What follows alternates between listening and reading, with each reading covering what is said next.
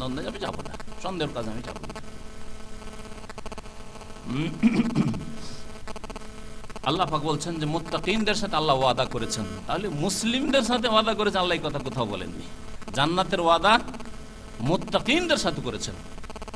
সারিউ ইলা মাগফিরাতিন মির রাব্বিকুম ওয়া জান্নাতিন আরদুহাস সামাওয়াতু ওয়াল আরদ উইদ্দাত লিল মুত্তাকিন, আল্লাহ বলেছেন।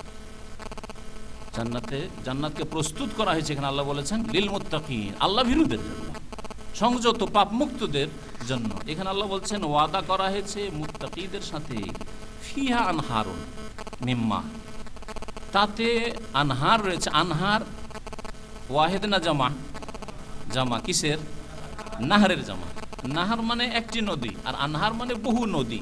তাহলে ফিহা আনহার মিম্মাইন, এই জান্নাতে বহু নদী রয়েছে, বহু নদ নদী রয়েছে। মিম্মাইন পানির, এমন পানির গায়রে আসেন, গায়ের মানে না, আর আসেন মানে পচা সড়া।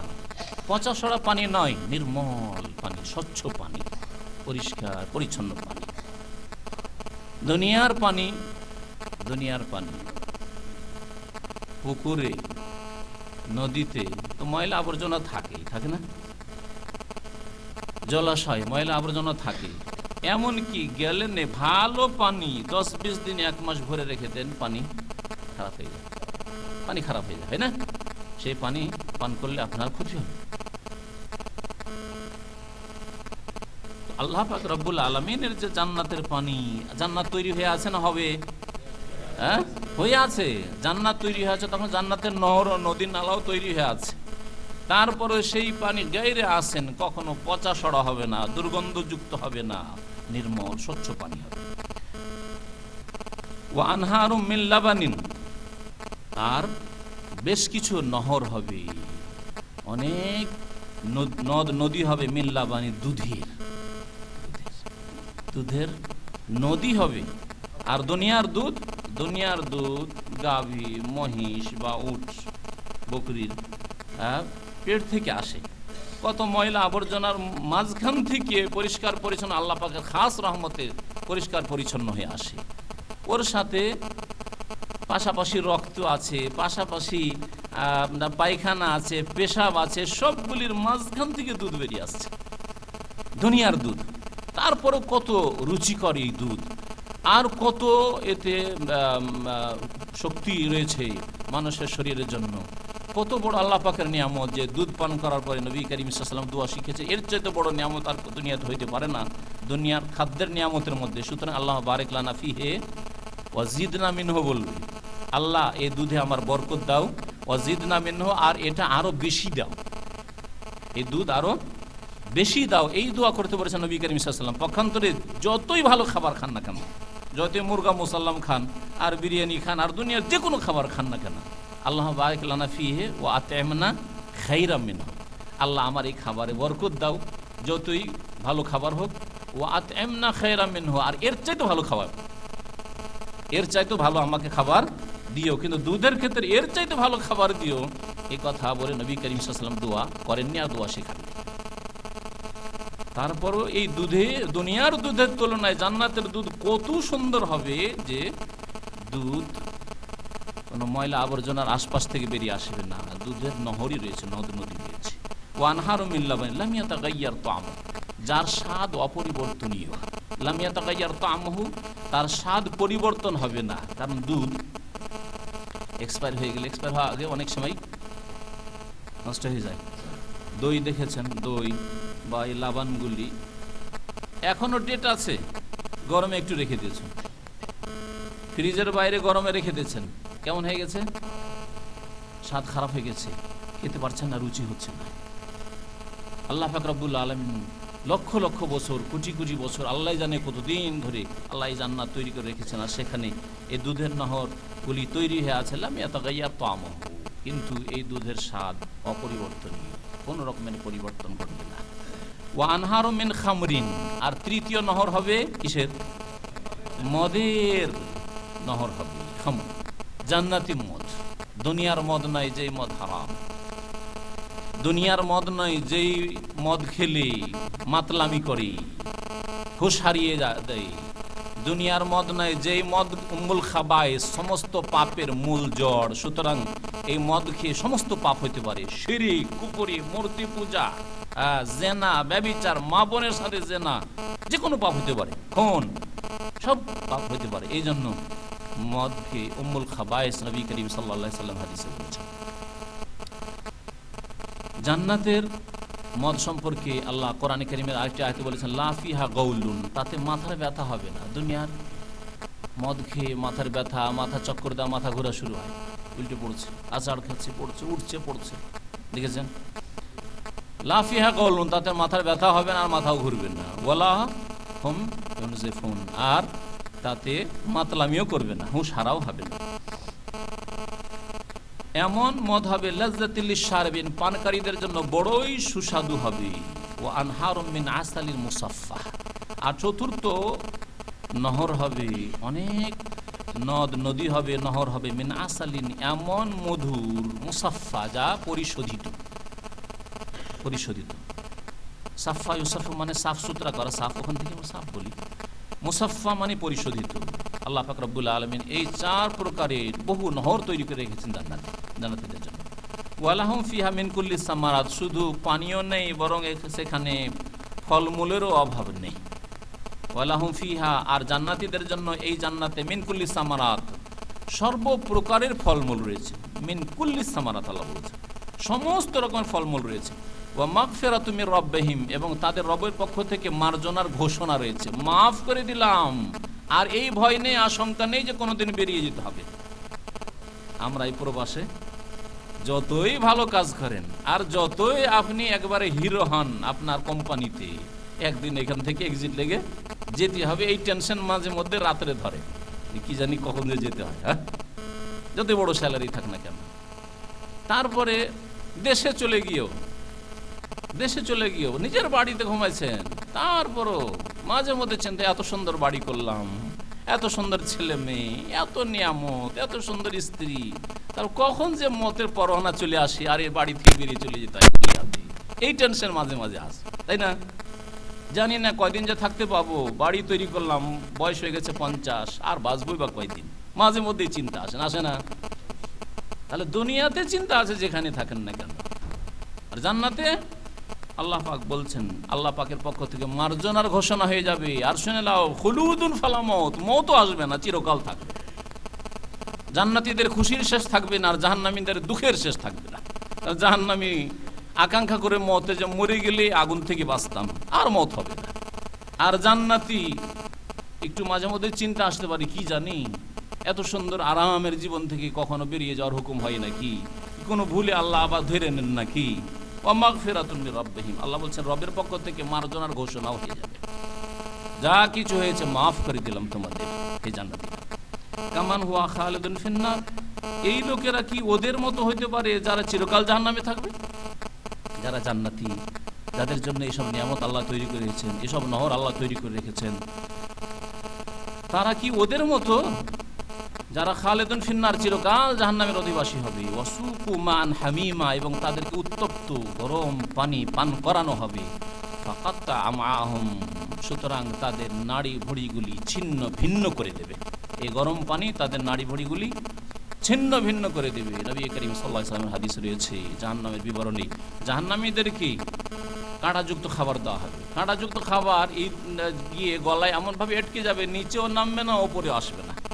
মাছের কাঁটা যদি কারো গলায় লেগে যায়, প্রথম চেষ্টা করে উগলিয়ে দেওয়া, তাই না? উগলিয়ে দিই, পারলাম না উগলাইতে, তখন দের একটা ভাতের মুঠো দিই, হ্যাঁ, না ভর্তার মুঠো দিয়ে চাপ দিয়ে, রুটি দিয়ে ঢুকাই, ঠেলে ভিতরে ঢুকিয়ে দিই কোনো রকম, তাতে আরাম পাবো, কিন্তু গলায় থাকলে উপায় নেই। এই বুদ্ধি সেখানেও করবে যখন এই জাক্কুম আর দাড়ি এসব কণ্টকযুক্ত খানা আটকে যাবে গিয়ে গলায়, তখন আল্লাহর কাছে বলবে, আল্লাহ দুনিয়াতে তো কাটা না হবার জন্য আমরা পানি দিয়ে হোক আর খানা দিয়ে হোক ওরকম নামাইতাম, এখন কোনো নামাইয়ের ব্যবস্থা হোক। ফসুকু মান হামিমান, তখন গরম পানি দেওয়া হবে, যে পানি দিয়ে নামাও, পানি চাইবে, পানি দেওয়া হবে। পানি যেমনই যাবে, পেটে নাড়ি ভুঁড়ি যা কিছুর ছিল পাকস্থলী সব ছিন্ন ভিন্ন হয়ে গলে নেমে যাবে। সুবহানাল্লাহ। আল্লাহ পাক রব্বুল আলামিন কোরআনে কারীমে ইরশাদ করেছেন, ফাকাত্তা আমাহুম, তাদের নাড়ি ভুড়িগুলি সব ছিন্ন ভিন্ন হয়ে যাবে গরম পানি যখন পেটে যাবে। ওয়ামিনহুম মাইয়াস্তামিউ ইলাইক, এখান থেকে কিছু মুনাফিকদের কথা আল্লাহ উল্লেখ করেছেন। কিছু মুনাফিকরা নবী করিম সাল্লাল্লাহু আলাইহি সাল্লামের দরবারে বসতো, আলোচনায় বসতো, শুনতো। ওয়ামিনহুম, আল্লাহ বলছেন তাদের কিছু লোকেরা রয়েছে, মানে মুনাফিকদের কিছু লোকেরা রয়েছে, মাইয়াস্তামিউ ইলাইক, হে নবী তোমার কথা শোনে, মানে তোমার মজলিসে বসে। হাত্তা ইযা খারাজু মিন ইনদা, কিন্তু মনোযোগ দিয়ে শোনে না। দেখেন, যারা আসলে কিছু শিখতে চায় না তারা সময় কাটায়, শুধু মনোযোগ দিয়ে শোনে না।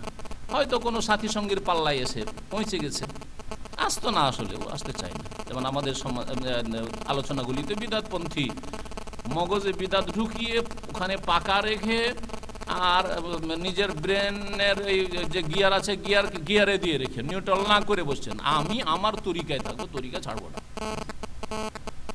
আমি যেই তরিকা আছে সেই তরিকায় থাকবো, যে পীরের তরিকা সেই পীরের তরিকায় থাকবো, এই তরিকা নিয়ে এসে বসে আছে। সাথী সঙ্গীর জন্য আসুক, আর চক্ষু লজ্জে আসুক, অথবা দুটো দানার জন্য আসুক, যে কোনো গরজে আসুক না কেন, এসছে। এইরকম কিছু মুনাফিকরা ছিল, তাদের চরিত্র আল্লাহ বলছেন। মনোযোগ দিয়ে যেহেতু শুনতো না, তারপরে মজলিস বরখাস্ত হওয়ার পরে যখন বেরিয়ে যেত, তারপরে কিছুই যেহেতু শুনেনি, এক কান দিয়ে শুনেছে আর এক কান দিয়ে বের করে ফেলেছে। ওই সাথী সঙ্গী যারা সাহাবাইকার মুখলেস সাহাবা, আবু বকর, ওমর, আরো সাহাবাইকার, আমরা যারা খলুসিয়াতের সাথে আন্তরিকতার সাথে দিনের কথা শুনতো, শিখতো, তাদেরকে জিজ্ঞাসা করতো, আরে তোমাদের সাথে কি বললো গো, একটু আগে কি বললো মুহাম্মদ সাল্লাল্লাহু আলাইহি ওয়াসাল্লাম। আল্লাহ পাক তাদের কথা এখানে উল্লেখ করেছেন। এই চরিত্র যে আপনি অন্তর খুলে কোনো কথা শুনবেন না, এটা মুনাফিকি চরিত্র। পক্ষান্তরে অন্তর খুলে নিরপেক্ষ দৃষ্টিভঙ্গি নিয়ে আপনি শুনুন, আর শোনার পরে বিচার করুন। চাপিয়ে দেওয়া হয় না আপনার উপর, এটাই নিতে হবে না, কিন্তু আপনি বিচার করুন, হককে সন্ধান করুন, যাচাই করুন, এটা হচ্ছে আপনার দায়িত্ব। আল্লাহ পাক রব্বুল আলামিন ইরশাদ করেছেন যে অমিনহুম মাইয়াস্তামিউ ইলাইক, তাদের কিছু লোক রয়েছে হে নবী তোমার কথা শ্রবণ করে। হাত্তা ইযা খারাজু মিন ইনদিক, তারপরে যখন তোমার নিকট থেকে বেরিয়ে পড়ে, কালু লিল্লাযিনা উতুল ইলমা, ওই সব লোকদেরকে, মানে খাঁটি সাহাবাই কেরামদেরকে সম্বোধন করে বলে, যাদেরকে ইলম দেওয়া হয়েছে, মানে আল্লাহর দ্বীনের জ্ঞান দেওয়া হয়েছে, তাদেরকে জিজ্ঞাসা করে, মাযা কালা আনিফা, একটু পূর্বে মুহাম্মদ সাল্লাল্লাহু আলাইহি ওয়াসাল্লাম কি বললো গো?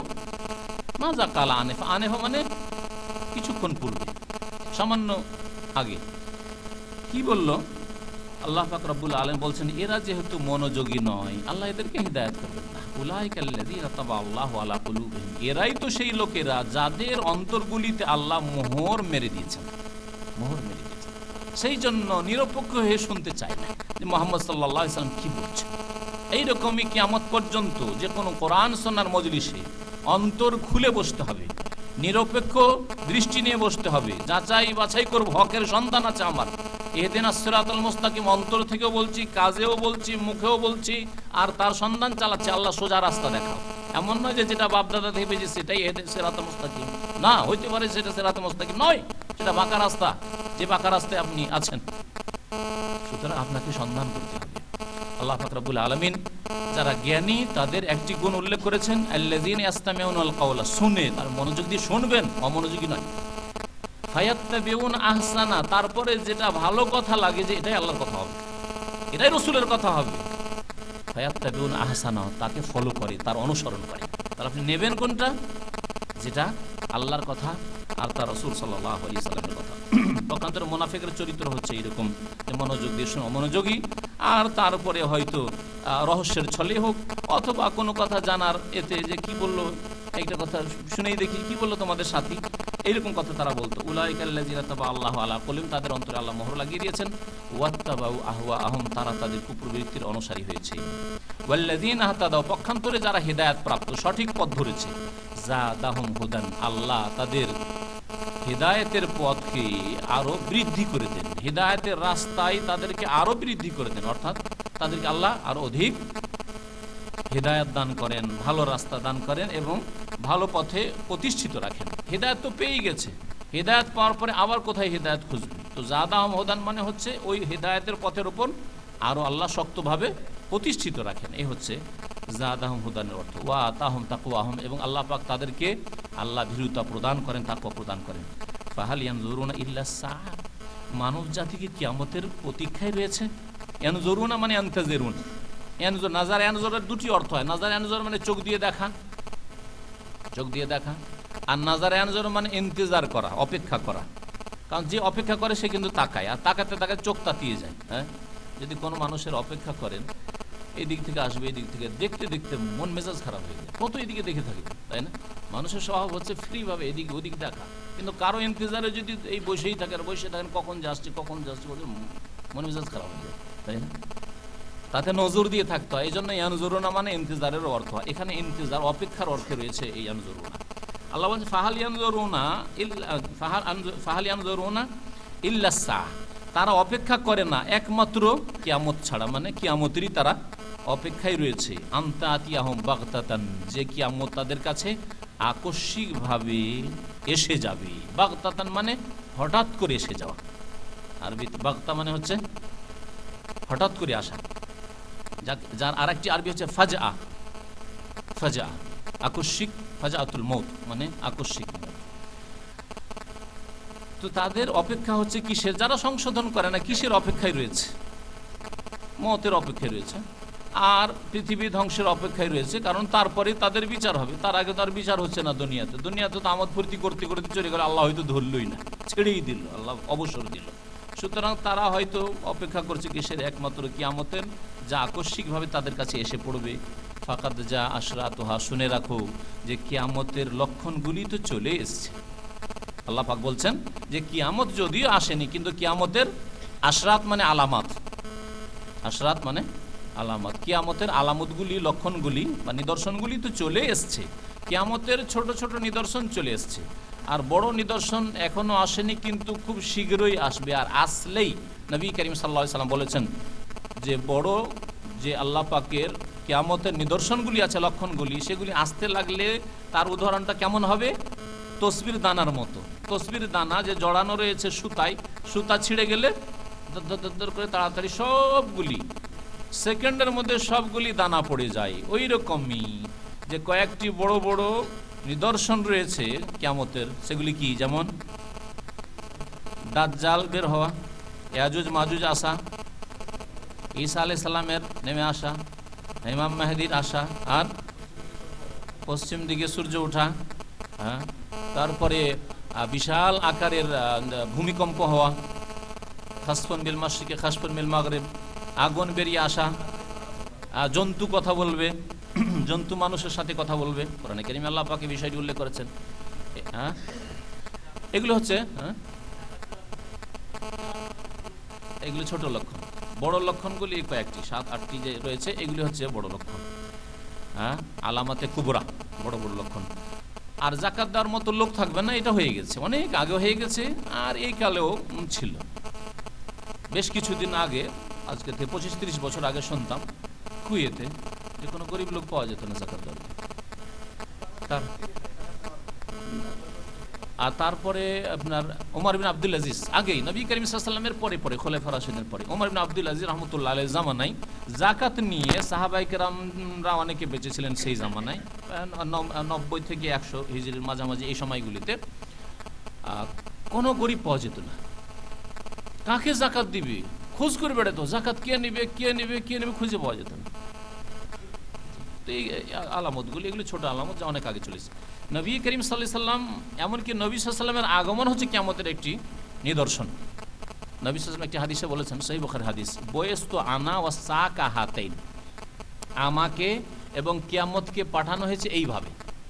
এই দুটি আঙ্গুল দিয়ে ইশারা করে দেখালেন, এইভাবে, মানে এই দুটো আঙ্গুলে যে ব্যবধান আছে সামান্য, এই এতটুকু ব্যবধান আমার মাঝে আর কিয়ামতের মাঝে রয়েছে। তার মধ্যে 1400 বছর চলে গেছে, তার কত চান? খুব বেশি তো 50 না হয় 100 না হয় 200। আমার মনে হয় না যে এর বেশি দিন যাবে আর কিয়ামত চলে আসবে। তো নবী করিম সাল্লাল্লাহু আলাইহি ওয়াসাল্লামের আগমন হচ্ছে কিয়ামতের একটি লক্ষণ। ফাকাত যা আশরা, তো আল্লাহ বলছেন কিয়ামতের লক্ষণ চলে এসেছে। তার একটি হচ্ছে শেষ নবী চলে, আর কোনো নবী আসবে না, শেষ নবী চলে এসেছেন। ফাআন্না লাহুম ইযা জাআতুহুম যিকরাহুম, ফাআন্না লাহুম যিকরাহুম আসলে ছিল, তাদের উপদেশ কেমন করেই বা কাজে আসবে। ইযা জাআতুহুম, যখন কিয়ামত চলে আসবে। তাহলে কিয়ামত চলে আসলে আর উপদেশ নিয়ে কাজ হবে? তওবা করে কাজ হবে? কাজ হবে না। কারণ কিয়ামত যেই দিন চলে আসবে, পশ্চিম দিক থেকে সূর্য উঠে যাবে, তওবার দরজা বন্ধ হয়ে যাবে, তখন আর উপদেশ নিয়ে হাই কি করলাম তওবা করি কোনো কাজে আসবে না। মসজিদের দিকে দৌড় দিলেন কোনো কাজে আসবে না। লা ইলাহা ইল্লাল্লাহ পড়লেন কোনো কাজে আসবেন না। আস্তাগফিরুল্লাহ আল্লাহ তুমি মাফ করো কোনো কাজে আসবে না। আল্লাহ পাক তাই বলছেন ফাআন্না লাহুম, কি হবে তাদের, যিকরাহুম তাদের কি করে উপদেশ হবে বা উপদেশ কাজে আসবে, ইযা জাআতুহুম যখন তাদের কাছে কিয়ামত এসে যাবে। আল্লাহ পাক তারপরে নবী করিম সাল্লাল্লাহু আলাইহি ওয়াসাল্লামকে সম্বোধন করেছেন ফাআলাম, হে নবী তুমি ভালো করে জেনে রাখো। নবী সাল্লাল্লাহু জানেন, তারপরে এই জেনে রাখাকে কন্টিনিউ করতে হবে। এই জানা ভালো করে জানতে হবে, কারণ জানা সব রকম জানা আছে। যারা বেনামাজি তারাও জানে যে নামাজ ফরজ, পড়ে না নামাজ, এই জানা এক জানা। আর এক নামাজি আছে নামাজ ফরজ জানে আর নামাজ পড়েও কিন্তু জামাত ছাড়ে, সেও নামাজি সেও জানে। আর এক নামাজি আছে জানে আর এক ওয়াক্ত জামাত ছাড়ে না, বরং প্রথম কাতার ছাড়ে না। সাইয়্যিদ ইবনে মুসাইয়্যিব রাহমাতুল্লাহ আলাইহি প্রখ্যাত তাবেঈ, এবং তাবেঈদের মধ্যে তাকে বলা হয় সবচেয়ে বড় তাবেঈ, বলা হয়েছে সাইয়্যিদুত তাবেঈন রাহমাতুল্লাহ আলাইহি ওয়া রাদিয়াল্লাহু আনহু। তিনি জীবনে কারো পিঠ দেখেননি, নামাজ মসজিদে জীবনে কারো পিঠ দেখেননি, পেছন দিক দেখেননি। তার মানে সারা জীবন আগের কাতারে নামাজ পড়েছেন, সারা জীবন আগের কাতারে নামাজ পড়েছেন। আজকালকার পীর ভণ্ডদের মতো নয় যে একটা গদ্দি রাখা আছে কেউ বসবে না, পরে আসলো গিয়েও পীর সাহেব গিয়ে সামনের কাতারে গিয়ে গদ্দি বসবে না, এরকম নয়। কথা বুঝতে পেরেছেন? দেখেছেন এরকম পীরদের? বিদাতি মসজিদগুলোতে এরকম খাস জায়গা তৈরি করা আছে, ওখানে অমুক হুজুর সাহেব বসবেন এসে, ও জায়গা আগে থেকে রিজার্ভ করা আছে। অথবা তাদের খাদেমরা তাদের সাথে বকচা বকছি, হ্যাঁ গদ্দি একটা নিয়ে বেড়াচ্ছে, যেমনই পীর সাহেব আসলো বিছিয়ে দিল, আমি নিজের চোখে দেখেছি, নিয়ে এসে বিছিয়ে দিল, তারপরে ওই সাহেব বসবে ওখানে।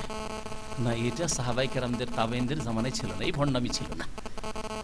যে যখন আসবে আগে জায়গা নেবে। সাইয়্যিদ ইবনে মুসাইয়্যিব রাহমাতুল্লাহ আলাইহি কোনদিন কারো পেছন দিকে দেখেননি নামাজে। আর তারা হচ্ছে আমাদের আদর্শ সাহাবাই কেরামদের পরে। কোথায় আমরা মসজিদ অধিকাংশ সময় মসবুক, অধিকাংশ সময় জামাত ছুটে, অধিকাংশ সময় জামাতের পেছন খান পান, জামাতের তাকবীরে তাহরিমা করতে পারেন না। আল্লাহ পাক যেন আমাদের সংশোধন করার তৌফিক দান করেন, তওবা কবুল করেন। তো আল্লাহ পাকের সাথে ফাআলাম আন্নাহু লা ইলাহা ইল্লাল্লাহ, হে নবী ভালো করে জেনে রাখো, আন্নাহু লা ইলাহা ইল্লাল্লাহ, যে আল্লাহ ছাড়া কেউ সত্য মাবুদ নেই। লা ইলাহা ইল্লাল্লাহ, কালিমা ইলাহা ইল্লাল্লাহ কোরআনে কারীমের আয়াতে রয়েছে, আল্লাহ ছাড়া কেউ বারহাক মাবুদ নেই। ওয়াস্তাগফির লিযামবিকা, আর তোমার ভুল ত্রুটির জন্য তুমি আল্লাহর কাছে মার্জনা কামনা করো। নবী করিম সাল্লাল্লাহু আলাইহি ওয়াসাল্লামের ভুল ত্রুটি এ সম্পর্কে একদিন বলা হয়েছিল যে উত্তমের খেলাফ শরীয়ত বয়ান করতে গিয়ে নবী সাল্লাল্লাহু আলাইহি ওয়াসাল্লাম কখনো কখনো করেছেন উত্তমের খেলাফ কাজ। হ্যাঁ, উত্তমের খেলাফ কাজ অনুত্তম কাজ এই ক্ষেত্রে। অথবা কখনো যদি কোনো কিছু ভুলে যাওয়া হয়, নবী করিম সাল্লাল্লাহু আলাইহি ওয়াসাল্লাম শরীয়ত বয়ান আল্লাহকে করতে হবে নবীকে দিয়ে, সেজন্য 2 রাকাত নামাজ পড়ে সালাম ফিরিয়ে দিয়েছেন, ফিরেন নেই, সালাম ফিরিয়ে দিয়ে মসজিদ থেকে বেশ কিছু সাহাবী বেরিয়ে গেছেন। একজন লম্বা হাতওয়ালা লম্বা মানুষ এসে বলে, ইয়া রাসূলুল্লাহ আকসারিতি সালাত আম নাসিতা, নামাজে কি কসর হয়ে গেল, মানে 4 রাকাত নামাজ 2 রাকাত হয়ে গেল, জোহর বা আসরের নামাজ ছিল না, আপনি ভুলে গেছেন? নবী বলছেন না ভুলিনি, আর কসরও হয়নি, 4ই পড়েছি। তখন ওই সাহাবী বড় সাহসী সাহাবী, অনেক আবু বকর ওমর আছেন, ভয়ে বলতে পারছেন না, কি জানি কি হয় না বলবো না, যা হয়েছে হয়েছে। এই সাহাবী খিরবাক তার নাম ছিল, জুলিয়াদাইন, মশহুর জুলিয়াদাইন, মানে হাত লম্বা ছিল, মানে শরীর হাত লম্বা ছিল, সেই জন্য জুলিয়াদাইন তার উপাধি, কিন্তু তার নাম ছিল খিরবাক বিন আমির। তো তিনি বলেন বালা নাসিতা ইয়া রাসূলুল্লাহ, অবশ্যই আপনি ভুলেছেন। তাহলে বাহ্যিক মনে হচ্ছে বেয়াদবি, কিন্তু না বেয়াদবি নয়, বলতে হবে, সবার নামাজ কম থেকে যাচ্ছে। তখন রাসূলুল্লাহ সাল্লাল্লাহু আলাইহি ওয়াসাল্লাম জিজ্ঞাসা করছেন আবু বকর ওমরকে, আসাদাকা জুলিয়াদাইন, এই জুলিয়াদাইন সহি বলেছে, ঠিক বলেছে না ভুল বলছে? তখন আবু বকর বলছেন যে নাম ইয়া রাসূলুল্লাহ, ঠিকই বলেছেন। কি অন্ধকার করে দিল? ওই বাইরে কি আছে দেখেন তো, ওই টিপছে ওইদিকে শোনা যাচ্ছে। হ্যাঁ আচ্ছা, দেখেন ঠিক করেন না গোলমাল। আল্লাহ পাক রব্বুল আলামিন বলছেন ওয়াস্তাগফির লিযামবিক, তোমার ভুল ত্রুটির জন্য আল্লাহর কাছে মার্জনা কামনা করো। ওয়ালিল মুমিনিন, আর তারপরে উম্মতকে শিক্ষা দিতে হবে। নবী করিম সাল্লাল্লাহু আলাইহি সাল্লামের মার্জনার মাধ্যমে, ইস্তিগফারের মাধ্যমে উম্মত শিখবে যে নবী সাল্লাল্লাহু আলাইহি ওয়াসাল্লাম দিনে 100 বার করে ইস্তেগফার করে আস্তাগফিরুল্লাহ পড়েন, তাহলে আপনাকে আমাকে কতবার করা উচিত? কিন্তু কোন বান্দা আছে যে এতটুকু চিন্তা করে কমপক্ষে 100 বার তো ইস্তেগফার পড়ি, নবী করিম সাল্লাল্লাহু আলাইহি ওয়াসাল্লাম 100 বার করে ইস্তেগফার পড়েছেন দিনে, তো 100 বার তো কমপক্ষে আমি ইস্তেগফার পড়ি। এইরকম লোক আজকাল পাওয়া মুশকিল। আল্লাহ পাক যেন আমাদেরকে নেক আমলে তৌফিক দান করেন। ওয়ালিল মুমিনিন, এবং মুমিনদের জন্য মার্জনা কামনা করো। ওয়াল মুমিনাত, মুমিন নারীদের জন্য মার্জনা কামনা করো। তার নবী সাল্লাল্লাহু আলাইহি ওয়াসাল্লামকে আল্লাহ পাক আদেশ করেছেন যে নিজের জন্য এবং মুমিন মুমিনাতদের জন্য আল্লাহর কাছে ক্ষমা প্রার্থনা করো। ওয়াল্লাহু ইয়ালামু মুতাকাল্লাবাকুম মাসওয়াকুম, আল্লাহ পাক জানেন ভালো করে মুতাকাল্লাবাকুম, হে মানুষ তোমাদের গতিবিধি, ওয়া মাসওয়াকুম তোমাদের অবস্থানের স্থান, তোমাদের অবস্থান বা আবাসস্থল, মাসওয়াকুম তোমাদের আবাসস্থল। গতিবিধি তাফসীর কারগণ বলেছেন যে দিনে কোথায় মানুষ দিনে যেহেতু চলাফেরা করে, দিনের কাজকর্মকে আল্লাহ মুতাকাল্লাব বলে এখানে ব্যক্ত করেছেন। আর মাসওয়া, রাত্রে মানুষ নিজ নিজ ঘরে ফিরে আসে, নিজ নিজ বিছানায় ফিরে আসে, নিজ নিজ কক্ষে ফিরে আসে, এই জন্য মাসওয়াকুম আল্লাহ বলেছেন। তাহলে রাত্রে হোক অথবা দিনে হোক, যে কোনো কাজ করো না কেন, যে কোনো অবস্থায় থাকো না কেন, আল্লাহু ইয়ালাম, আল্লাহ ভালো করে জানেন। আল্লাহু ইয়ালামু মুতাকাল্লাবাকুম মাসওয়াকুম। আল্লাহ পাক তারপর ইরশাদ করছেন দুর্বল কিছু মুসলিমদের কথা আর মুনাফিকদের কথা। ওয়াকুলুল্লাযিনা আমানু, মুমিনরা বলে থাকে লাউলা নুজিলাত সূরাতুন, একটি সূরা কেন নাযিল হয় না? নবী করিম সাল্লাল্লাহু আলাইহি সাল্লাম যখন মদিনায় হিজরত করে আসলেন, বড় নির্যাতনের পরে, নির্যাতনের শিকার হওয়ার পরে সাহাবায়ে কেরাম নবী সাল্লাল্লাহু আলাইহি সাল্লাম বড় জুলুম অত্যাচারের শিকার হলেন মক্কায়। তারপরে মদিনায় হিজরত করে আসলেন, অনেকটা নিরাপদ স্থান। এখানে আসার পরে অনেক ভালো মুমিন মুসলিমরা বলতো যে এখানে তো একটা সুযোগ পেয়েছি, এখন আল্লাহ যদি জিহাদের হুকুম দিয়ে দিত, তাহলে এই কুরাইশ কাফেরদেরকে দেখে নিতাম, এদের সাথে লড়াই করতাম, এদের ভালো করে শিক্ষা দিতাম। এই যে আকাঙ্ক্ষা, তাদের জিহাদের আকাঙ্ক্ষা, কাফের জালেমদের বিরুদ্ধে লড়াইয়ের আকাঙ্ক্ষা ছিল মনে, আল্লাহ পাক তাদের কথা তুলে ধরেছেন। ওয়াকুলুল্লাযিনা আমানু, মুমিনরা বলে থাকে যে লাউলা নুজিলাত সূরাতুন, একটি সূরা এমন কেন নাযিল হয় না, মানে এমন সূরা যেই সূরাতে জিহাদের হুকুম থাকে। কারণ পরে এর ব্যাখ্যা আছে ফাইজা উনজিলাত সূরাতুন, তারপরে যখন সূরা নাযিল হয়ে গেল এমন সূরা মুহকামাতুন, যা সুস্পষ্ট অর্থবোধক। মুহকাম মানে যার বিধান অব্যাহত রয়েছে, যার বিধান রহিত হয়নি, যার বিধানে কোনো অস্পষ্টতা নেই, স্পষ্ট, এবং তার অর্থও বোঝা যাচ্ছে, এবং তার বিধান কিয়ামত পর্যন্ত বহাল রয়েছে। এ হচ্ছে মুহকাম আয়াত। কোরআনে কারিমে দুই রকম আয়াত রয়েছে, মুহকাম আর মুতাশাবিহ, বা মুহকামাত আর মুতাশাবিহাত। সূরা আলে ইমরানের প্রথম দিকে আল্লাহ পাক উল্লেখ করেছেন হুয়াল্লাযী আনজালা আলাইকাল কিতাব, আল্লাহ সেই সত্তা যিনি কিতাব নাজিল করেছেন। মিনহু আয়াতু মুহকামাত, তাতে বেশ কিছু আয়াত রয়েছে সুস্পষ্ট অর্থবোধক, মুহকামাত। হুন্না উম্মুল কিতাব, এগুলি হচ্ছে কিতাবের আসল বিধিবিধান, এগুলি হচ্ছে আল্লাহ পাকের শরীয়ত, এগুলি হচ্ছে আল্লাহ পাক রব্বুল আলামিনের পক্ষ থেকে কি বিশ্বাস করবেন আর কি বলবেন, কি আমল করবেন, কিভাবে ইবাদতবন্দি করবেন, কি আচরণ করবেন, তাতে শিক্ষা দেওয়া হয়েছে আকীদার বিশ্বাসের, তাতে শিক্ষা দেওয়া হয়েছে ইবাদতের, তাতে শিক্ষা দেওয়া হয়েছে মুআমালাত আখলাক চরিত্রের। এগুলি হচ্ছে উম্মুল কিতাব। আল্লাহ বলছেন ওয়া উখারু মুতাশাবিহাত, আর বেশ কিছু আয়াত রয়েছে যেগুলি হচ্ছে অস্পষ্ট, মুতাশাবিহাত, তার অর্থ স্পষ্ট নয়। মুতাশাবিহাত ওয়া উখারা মুতাশাবিহ, ফাআম্মাল্লাযিনা ফী কুলুবিহিম যায়গুন, যাদের অন্তরে কপটতা আছে, বক্রতা আছে, ফায়াত্তাবিউনা মা তাশাবাহা মিনহু, যেখানে সংশয়, যেখানে সন্দেহ, যেখানে অস্পষ্টতা, তার পিছনে ছুটে। মুতাশাবিহাত আয়াতের এক ধরনের আয়াত হচ্ছে যেমন আলিফ লাম মিম, আলিফ লাম রা, কাফ, ইয়াসিন, যেগুলির অর্থ আল্লাহ পাক জানাননি, এগুলি হচ্ছে মুতাশাবিহাত, জানা নেই, আল্লাহ পাক রব্বুল আলামিন জানাননি এগুলি, এগুলির পিছনে পড়ার দরকার নেই। যে আলিফ হচ্ছে আল্লাহর সিগন্যাল, লাম জিবরাইল, আর মিম মুহাম্মদ, এসব ফালতু কথা। ইয়াসিন মুহাম্মদ সাল্লাল্লাহু আলাইহি ওয়াসাল্লামের নাম, এগুলো মিথ্যা কথা, সব এগুলি মিথ্যা কথা। আর কিছু মুতাশাবিহাত অস্পষ্ট আছে, যেগুলি হয়তো অনেকের জন্য অস্পষ্ট, আবার অনেকের জন্য অস্পষ্ট নাও হতে পারে। যেমন আল্লাহ পাকের সিফাত গুণবাচক আয়াতগুলি, যে আয়াতগুলিতে রয়েছে ওয়া মাকুম আইনা কুনতুম, তোমরা যেখানে করো সেখানে আল্লাহ আছে, এই মুতাশাবিহ আয়াতের পিছনে পড়লো।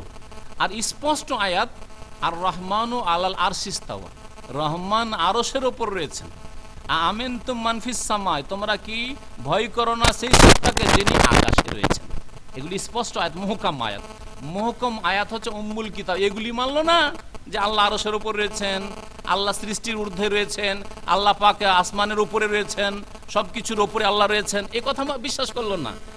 আর আল্লাহ সর্বত্র বিরাজমান, সবকিছুতে বিরাজমান, এই গুমরাহিতে পড়ে গেল, যেগুলি হচ্ছে মুতাশাবিহাত। বুঝতে পেরেছেন এবারে যে মুতাশাবিহাত কোনগুলি আর মুহকাম কোনগুলি? আল্লাহ বলছেন যাদের অন্তর বাঁকা, ফাআম্মাল্লাযিনা ফি কুলুবিহিম যায়গুন ফায়াত্তাবিউনা মা তাশাবাহা মিনহু, তারা অস্পষ্টগুলির পিছনে ছুটবে, আর স্পষ্ট রহমান যে আরশের উপর সুম্মাস্তাওয়া আলাল আরশ, ওগুলোকে ছেড়ে দেবে।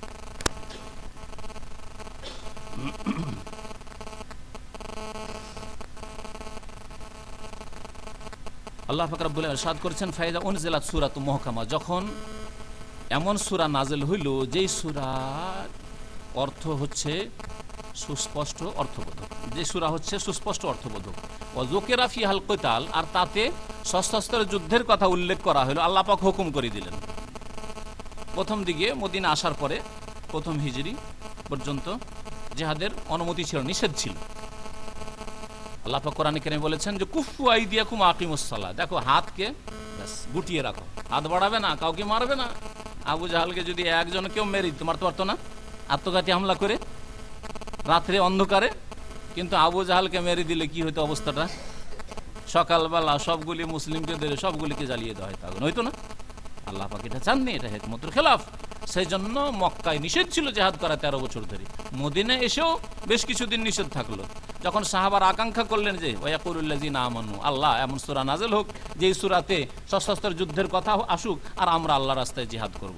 যখন এই আয়াত নাযিল হইয়া গেল জিহাদের, ওয়াযানা লিল্লাযিনা ইউকাতালুনা বিআন্নাহুম যুলিমু, অনুমতি দেওয়া হয় ওসব লোকদেরকে যেসব লোকদের বিরুদ্ধে যুদ্ধ করা হয়েছে, জুলুম করা হয়েছে, অনুমতি দেওয়া হলো, লড়ো। এখন প্রথমখানে অনুমতি হয়েছে, ওয়াজিব করা হয়নি, ফরজ করা হয়নি। তারপরে বিভিন্ন স্তরে গিয়ে আল্লাহ পাক রব্বুল আলামিন জিহাদ ফরজ করেছেন।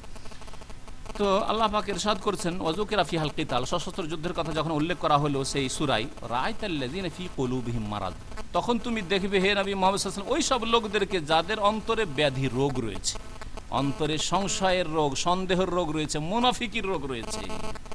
ইয়ানজুরুনা ইলাইক, তোমার দিকে তাকাবে, নাজারাল মাগশি আলাইহি মিনাল মউত, মৃত্যুর ভয়ে যেই ব্যক্তি বেহুশ হয়ে যায় আর হতভম্ব হয়ে তাকায়, ওই রকম তাকাবে তোমার দিকে। আল্লাহ পাক রব্বুল আলামিন তাদের দৃশ্যকে কত সুন্দর করে তুলে ধরেছেন। যখন জিহাদের হুকুম হয়ে গেল তখন মুনাফিকরা মুহাম্মদ সাল্লাল্লাহু আলাইহি ওয়াসাল্লামের দিকে তাকাতে শুরু করল। কি হলো, যেতে হবে লড়াইয়ে, জান যাবে, স্ত্রী বিধবা হবে, ছেলে মেয়ে এতিম হয়ে যাবে, কি হইলো? এতদিন চিন্তা করছিলাম যে মুহাম্মদ সাল্লাল্লাহু আলাইহি ওয়াসাল্লামকে ধোকা দেবো আর নামাজটা পড়বো, বুঝতে পারবে না আমরা মুমিনদের দলেই শামিল থাকবো। এখন জিহাদের মাঠে না গেলে তো বুঝে নিবে যে আমরা মুনাফিক। বেহুশ লোক যেমন তাকায়, সেন্সলেস লোক দেখেছেন? বেহুশ হওয়া লোক, বেহুশ হওয়া অবস্থায় যদি দেখেন তাকাচ্ছে, ওই রকম এরা তাকাতে শুরু করেছে হে নবী মুহাম্মদ সাল্লাল্লাহু আলাইহি ওয়াসাল্লাম তোমার দিকে, এই মুনাফিকরা। আল্লাহ পাক ইরশাদ করেছেন ফাআউলা লাহুম, তাদের জন্য দুর্ভোগ রয়েছে। একটি তাফসীর করলাম, আউলা লাহুমের দুটি তাফসীর রয়েছে। একটি তাফসীর হচ্ছে আউলা লাহুম মানে তাদের জন্য দুর্ভোগ রয়েছে, তাদের জন্য ধ্বংস রয়েছে। আউলা লাকা ফাআউলা সুম্মা আউলা লাকা ফাআউলা, ওই আয়াতে যেমন ধ্বংসের অর্থ রয়েছে তেমনি আউলা মানে এখানে তাদের জন্য হালাক রয়েছে, ধ্বংস রয়েছে, সর্বনাশ রয়েছে। এই তাফসীর যদি করা হয় তারপরের আয়াতের তাফসীর হবে তাআতুন ওয়া কাউলুন মারুফ খায়রুন লাহুম। খায়রুন লাহুম এখানে উজ্জ্ব আছে। তাআতুন মানে আনুগত্য করা, মেনে নেওয়া, ওয়া কাউলুন মারুফ ভালো কথা বলা, তাদের জন্য কল্যাণকর। তারা যদি এইরকম বেহুশ না হইতো যুদ্ধের ভয়ে যে কি করব, হাই যুদ্ধ করতে হবে, এই হুকুম চলে আসলো, এটা না করে যদি তারা নবী সাল্লাল্লাহু আলাইহি ওয়াসাল্লাম আনুগত্য করতো, ওয়া কাউলুন মারুফ ভালো কথা বলতো যে আল্লাহ যা করে, আল্লাহ হুকুম করেছে নামবো, তো এটা তাদের জন্য কল্যাণকর হইতো। তাহলে তাআতুন ওয়া কাউলুন মারুফ এটা মুবতাদা, আতফ হয়ে আর তারপরে খবর হচ্ছে খায়রুল লাহুম, যা উজ্জ্ব রয়েছে। এটি একটি তাফসীর। আর দ্বিতীয় তাফসীর হচ্ছে ফাআউলা লাহুমের সম্পর্ক আগের অংশের সাথে নেই। ফাআউলা লাহুমের সম্পর্ক হচ্ছে পরের আয়াত 21 নম্বরের আয়াতের সাথে সম্পর্ক। ফাআউলা লাহুম তাআতুন ওয়া কাউলুন মারুফ। আর আউলা মানে শ্রেয়। আউলার আরেকটি অর্থ হচ্ছে আরবি ভাষা আউলা বলে উত্তম কাজকে, শ্রেয় কাজকে, এই কাজটি শ্রেয় উত্তম, এটা হচ্ছে আউলা। হাজা আউলা লাকা মানে আফজাল লাকা, তোমার জন্য আফজাল। তাহলে অর্থ কি হবে? ফাআউলা লাহুম তাআতুন ওয়া কাউলুন মারুফ, তাদের জন্য বেটার ছিল, তাদের জন্য উত্তম ছিল তাআতুন আনুগত্য করা, ওয়া কাউলুন মারুফ, আর ভালো কথা বলা, এই অর্থ হয়ে যাবে। আল্লাহু আলাম, দুটি তাফসীর নিতে পারেন, অর্থে কোনো অসুবিধা নেই। ফাইজা আজামাল আমরু, সুতরাং যখন যুদ্ধের সিদ্ধান্ত হয়ে যাবে, ফাইজা আজামাল আমর, আমর মানে কাজ, আমর মানে আদেশ, আর আমর মানে কাজ হয়। আমরের জমা যখন অমুর হবে তখন কাজের অর্থ ওয়াইল আল্লাহি তুরজাউল অমুর, সমস্ত কাজ আল্লাহর কাছেই ফিরে যায়, অমুর। আর আমরের বহুবচন যখন আওয়ামের হবে তখন নির্দেশ বা আদেশ সমূহের অর্থ হবে। আমর মানে আদেশ, আর আওয়ামের মানে অনেকগুলি আদেশ। তো এখানে ফায়জা আজামা, আজামা মানে পাকা পোক্তা হয়ে যাওয়া, নিশ্চিত হয়ে যাওয়া। তাহলে ফায়জা আজামাল আমর মানে বললাম যখন আমরুল জিহাদ, এখানে আছে যখন জিহাদের সিদ্ধান্ত পাকা হয়ে যাবে। নবী সাল্লাল্লাহু আলাইহি ওয়াসাল্লামের পক্ষ থেকে, আল্লাহর পক্ষ থেকে জিহাদের সিদ্ধান্ত পাকা হয়ে গেছে। এখন রণক্ষেত্রে নামতে হবে, বদরে যেতে হবে, ওহুদে যেতে হবে, খন্দকে যেতে হবে, আল্লাহর হুকুম হয়ে গেছে। ফায়জা আজামাল আমর, যখন আল্লাহর এই হুকুম হয়ে যাবে, মুনাফিক এখন পিছনে থাকিও না, অন্তরকে সাফ করো। দুর্বল মুসলিমরা দুর্বল হইও না। আল্লাহ যদি মত রাখে, বাড়ির কোনায় স্ত্রীর যদি কোলেও বসে থাকো তবু মত চলে আসবে। আর যদি আল্লাহ মত না রাখে, যুদ্ধের ময়দান থেকে শত শতবার ফিরে আসবে খালিদ বিন ওয়ালিদের মতো, কিন্তু রণক্ষেত্রে মত আসবে না। আল্লাহ দেখিয়ে দিয়েছেন না, দেখাননি? দেখিয়ে দিয়েছে। আওয়াজ কিন্তু দুর্বল মনে হচ্ছে, আওয়াজই নেই, কিন্তু ওই এতে আমার আওয়াজ চলছে, রেকর্ড হচ্ছে। মুসিবত। আল্লাহুম্মা ইন্না আলা যিকরিকা ওয়া শুকরিকা ওয়া হুসনি ইবাদাত। বিল্ডিং বড় কিন্তু ত্রুটিযুক্ত, মানুষের কাজ হচ্ছে ত্রুটিযুক্ত। আল্লাহ পাক বলছেন ফালাউ সাদাকুল্লাহ, যখন যুদ্ধের সিদ্ধান্ত হয়ে গেল আল্লাহর পক্ষ থেকে, রাসূলের পক্ষ থেকে সাল্লাল্লাহু আলাইহি ওয়াসাল্লাম, ফাইজা আযামাল আমর ফালাউ সাদাকুল্লাহ, এখন যদি আল্লাহকে তারা সত্য করে দেখায়, তাদের ঈমানকে সত্য করে প্রমাণ করে যে আমরা সত্যিকার অর্থে মুমিন হয়েছি, তাদের আমলকে সত্যিকার অর্থে দেখায় আল্লাহকে, ফালাউ সাদাকুল্লাহ, যদি আল্লাহর সাথে তারা সততা দেখায়, লাকানা খাইরাল লাহুম, তাহলে তাই তাদের জন্য তাই ছিল কল্যাণকর। ফাহাল আসাইতুম ইন তাওয়াল্লাইতু আন তুফসিদু ফিল আরদি ওয়া তুকাত্তিউ আরহামাকুম, ফাহাল আসাইতুম মানে সম্ভবত, মনে হচ্ছে, এসব অর্থ করতে হবে। ফাহাল আসাইতুম মানে সম্ভাবনা রয়েছে বা মনে হচ্ছে, ইন তাওয়াল্লাইতুম আন তুফসিদু ফিল আরদি, ইন তাওয়াল্লাইতুমের দুটি তাফসীর। একটি তাফসীর তাওয়াল্লা মানে নেতৃত্ব পাওয়া, কোন কোন অনুবাদে দেখবেন ইন তাওয়াল্লাইতু, তোমরা যদি নেতৃত্ব পেয়ে যাও, কারণ নেতা হওয়া অধিকাংশ ক্ষেত্রেই গুমরাহির কারণ। যে লোকগুলি পথভ্রষ্ট হয়েছে তারা যদি নেতা না হতে পারতো, সাধারণ থাকতো, তাহলে গুমরাহ পথভ্রষ্ট হইতো না, এত ভোগ বিলাস করতো না, এত হারাম করতো না, এত জিনায় ব্যভিচারে লিপ্ত হইতো না, শরাব মদে লিপ্ত হইতো না, বুঝতে পেরেছেন? মানুষের উপর জুলুম অত্যাচার করতো না, জনসাধারণ যেমন ভাবে মুসলিম জীবন যাপন করে তেমনই জীবন যাপন করত। আল্লাহ পাক রব্বুল আলামিন তাহলে নেতৃত্বের অনিষ্ট, নেতৃত্ব তার কথা এখানে উল্লেখ করেছেন ইন তাওয়াল্লাইতুমের অর্থ। আর তাওয়াল্লা ইয়াতাওয়াল্লা মানে আরেকটি অর্থ হচ্ছে ফিরে যাওয়া, ফিরে যাওয়া, প্রত্যাবর্তন করা, মুখ ফিরিয়ে না, ইসলামের দিকে মুখ না করে উল্টো দিকে মুখ করলেন, নামাজের দিকে মুখ না করে মুখ করলেন, নেকির দিকে মুখ না করে পাপের দিকে মুখ করলেন, এটা হচ্ছে ফিরে যাওয়া। আল্লাহর দিন থেকে পুরোপুরি ফিরে যাওয়া মানে মুরতাদ হওয়া, আংশিক ফিরে যাওয়া মানে পাপে লিপ্ত হয়ে যাওয়া, আর নেকির কাজ কম হয়ে যাওয়া, এই হচ্ছে ফিরে যাওয়া। দুটি অর্থ হইতে পারে, তাহলে দুটির তরজমা দুইবারে করি। একবার ফাহাল আসাইতুম মনে হচ্ছে, আল্লাহ বলছেন ফাহাল আসাইতুম বা সম্ভাবনা রয়েছে, ইন তাওয়াল্লাইতুম তোমরা যদি নেতৃত্ব পেয়ে যাও, আন তুফসিদু ফিল আরদ তাহলে পৃথিবীতে বিপর্যয় সৃষ্টি করবে, পৃথিবীতে বিপর্যয় সৃষ্টি করবে, ফিতনা ফাসাদ সৃষ্টি করবে। দুনিয়াতে ফিতনা ফাসাদের কারণ হচ্ছে ক্ষমতা, ক্ষমতা হাতে না আসলে ফিতনা ফাসাদ করতো না। ব্যক্তি জীবনে ফিতনা ফাসাদ মানে পাপে লিপ্ত হওয়া, পারিবারিক জীবনে, অর্থনীতিতে ফিতনা ফাসাদ, লুটতারাজ, আত্মসাৎ, বেঈমানি, দুর্নীতি, এগুলি করতে গিয়ে কোটি কোটি টাকার দুর্নীতি তো সাধারণ মানুষ করবে না? নেতৃত্ব গিয়েই করছে, নেতৃত্ব গিয়ে একটা সাইনের মাধ্যমে কোটি কোটি টাকা দুর্নীতি নেতৃত্বের কারণে। তারপরে আল্লাহর বান্দাদের উপর জুলুম অত্যাচার, নিরীহদের উপর, সাধারণ মানুষদের উপর, ভালো মানুষদের উপর জুলুম অত্যাচার, এগুলি ওই নেতৃত্বের কারণে হয়ে থাকে। তো আল্লাহ পাক তাই বলছেন তোমরা যদি নেতৃত্ব পেয়ে যাও, আনতুফসিদু ফিল আরদ পৃথিবীতে তোমরা ফিতনা ফাসাদ সৃষ্টি করবে, ওয়া তুকাত্তিউ আরহামাকুম তোমরা আত্মীয়তার সম্পর্ককে বিচ্ছিন্ন করবে। মানুষ যখন নেতা হয়ে যায় তখন আত্মীয়র বা কি প্রয়োজন? আমার বাবারই কি প্রয়োজন আর চাচারই কি প্রয়োজন, চাচা তো ভাইয়েরই কি প্রয়োজন আর খালা তো ভাইয়েরই কি বা খালারই কি প্রয়োজন, ফুপুরই কি প্রয়োজন, তাই না? কারণ আমার কাছে ক্ষমতা আছে, আমার কাছে হাজার হাজার লোক লাইন লাগাচ্ছে, তো আমার এইসব আত্মীয় স্বজন বা কি প্রয়োজন, আমার গ্রামবাসীর বা কি প্রয়োজন। এইরকম মন মানসিকতা কখন তৈরি হয়? মানুষ যখন নেতৃত্ব পেয়ে যায়, তখনই আত্মীয়তার সম্পর্ককে বিচ্ছিন্ন করে, তাই আল্লাহ পাক বলেছেন।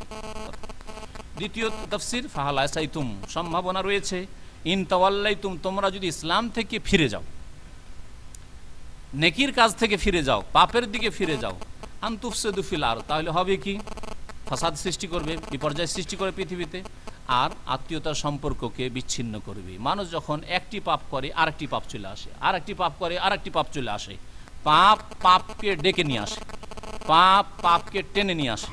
মানুষ যখন গুনাহে লিপ্ত হয়, ধীরে ধীরে ধীরে জীবনে অনেক পাপ চলে আসে। ব্যক্তি জীবনে কিছু পাপ করা শুরু করে, তখন পারিবারিক জীবনে পাপ শুরু হলো, পারিবারিক জীবনে পাপ করা শুরু করলো, তখন অর্থনীতিতে পাপ করা শুরু করলো, সামাজিক পাপ শুরু করলো, সামাজিক পাপ যখন শুরু করলো, তখন রাষ্ট্রনীতিতে পাপ শুরু করলো। এইভাবে পাপ পাপকে ডেকে নিয়ে আসে।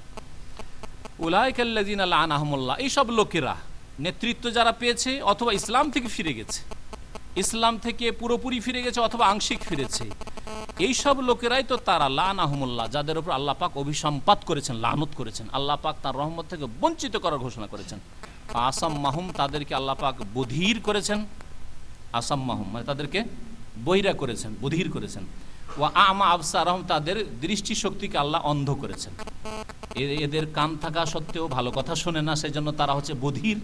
আর চোখ থাকা সত্ত্বেও ভালো জিনিস দেখে না, সেই জন্য তারা হচ্ছে চোখের অন্ধ। তাদের অন্তর চক্ষু, যে অন্তরে যে চক্ষু রয়েছে, সেই চক্ষু তাদের অন্ধ। এবং এই যে চোখ রয়েছে, এই চোখ দিয়েও ন্যায় অন্যায়ের পার্থক্য তারা করে না।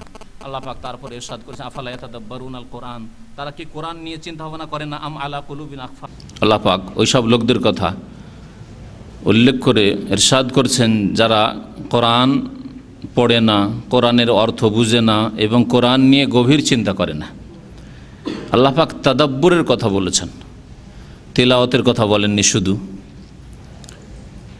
তরজমা তফসির অর্থ পড়ার কথা বলেননি শুধু, বরং তাদাব্বুর বলেছেন। তাদাব্বুর মানে যা বাংলায় বললাম, গভীরভাবে চিন্তা করা, গভীরভাবে চিন্তা করা।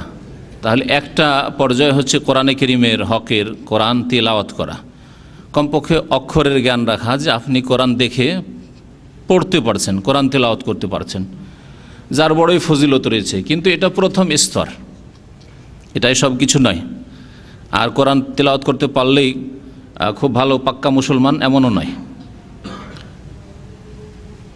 কোরআন তিলাওয়াত হচ্ছে কোরআনের প্রথম হক আর প্রথম স্তর, এটা তেলাওয়াত করতে পারা। তাহলে তেলাওয়াতও যদি না করতে পারেন আর মুসলিম হন, তাহলে বড় হতভাগা।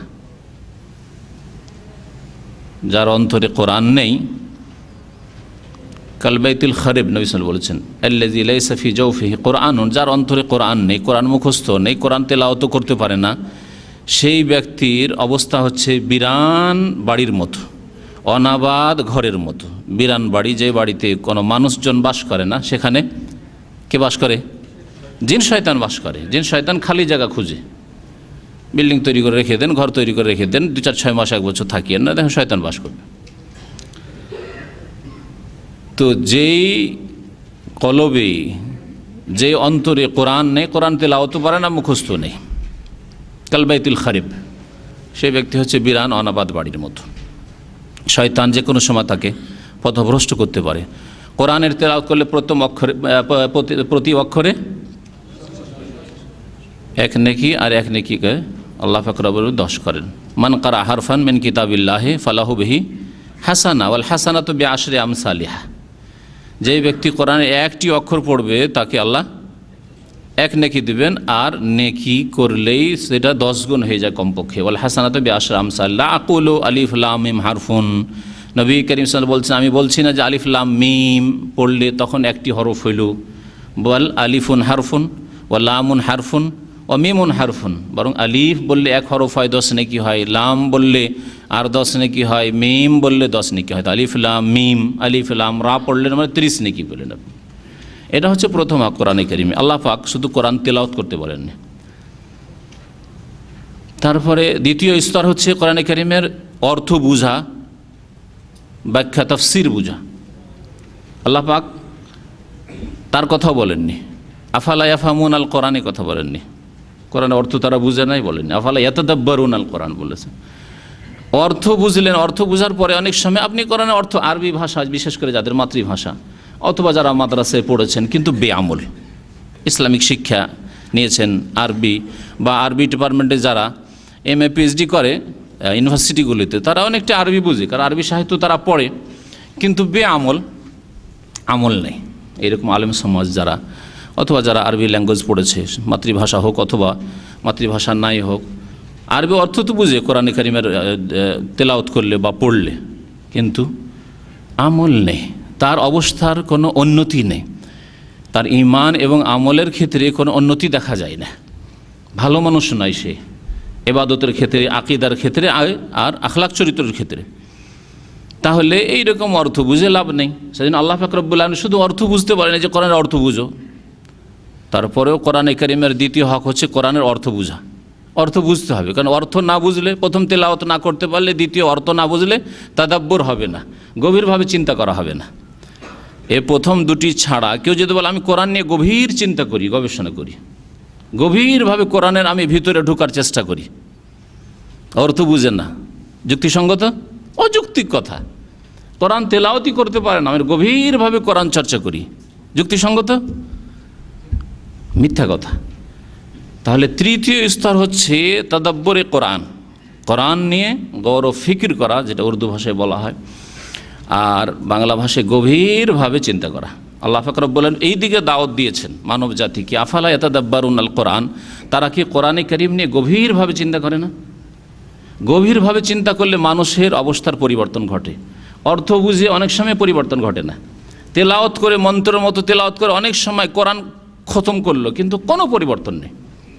অনেক হাফিজের অবস্থা, অনেক কারিদের অবস্থা, কারি দাড়ি নেই, প্রসিদ্ধ দুনিয়ার কারি, সারা বিশ্বে খ্যাতি হাসিল করেছে, আখলাক চরিত্রে সংশোধন নেই, হাফেজ কিন্তু হারাম খায়, হারাম কাজ করে, ফজরের নামাজে যায় না, অর্থ বোঝে, মাদ্রাসার আলেম, তারপরেও না আকীদার সংশোধন, না এবাদত সুন্দর, আর না আখলাক চরিত্র সুন্দর।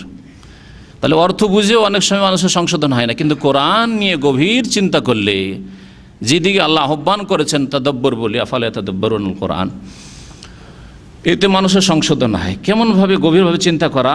এই জন্য নবী করিম সাল্লাল্লাহু আলাইহি ওয়াসাল্লাম, সাহাবায়ে কেরামের সুন্নত হচ্ছে থেমে থেমে পড়া, তাড়াহুড়া করে না পড়া, অর্থ বুঝে থেমে থেমে আল্লাহ কি বললেন এই আয়াতে, অর্থ বোঝার পরে থেমে চিন্তা করা।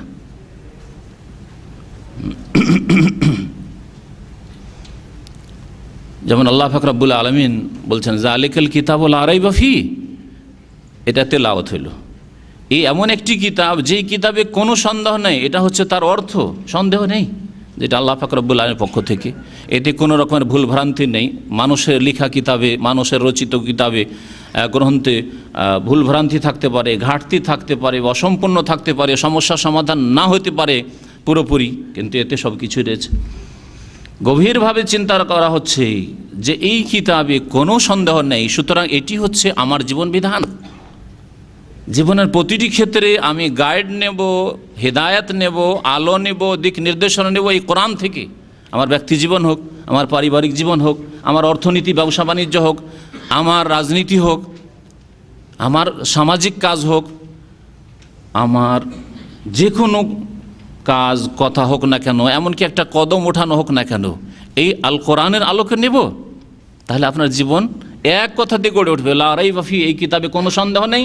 সুতরাং আমার জীবন কেমন হবে, আমার পা কোন দিকে উঠবে, যেভাবে কোরআন বলেছে। সুবহানাল্লাহ, এটা হচ্ছে তাদাব্বুর, গৌর করা।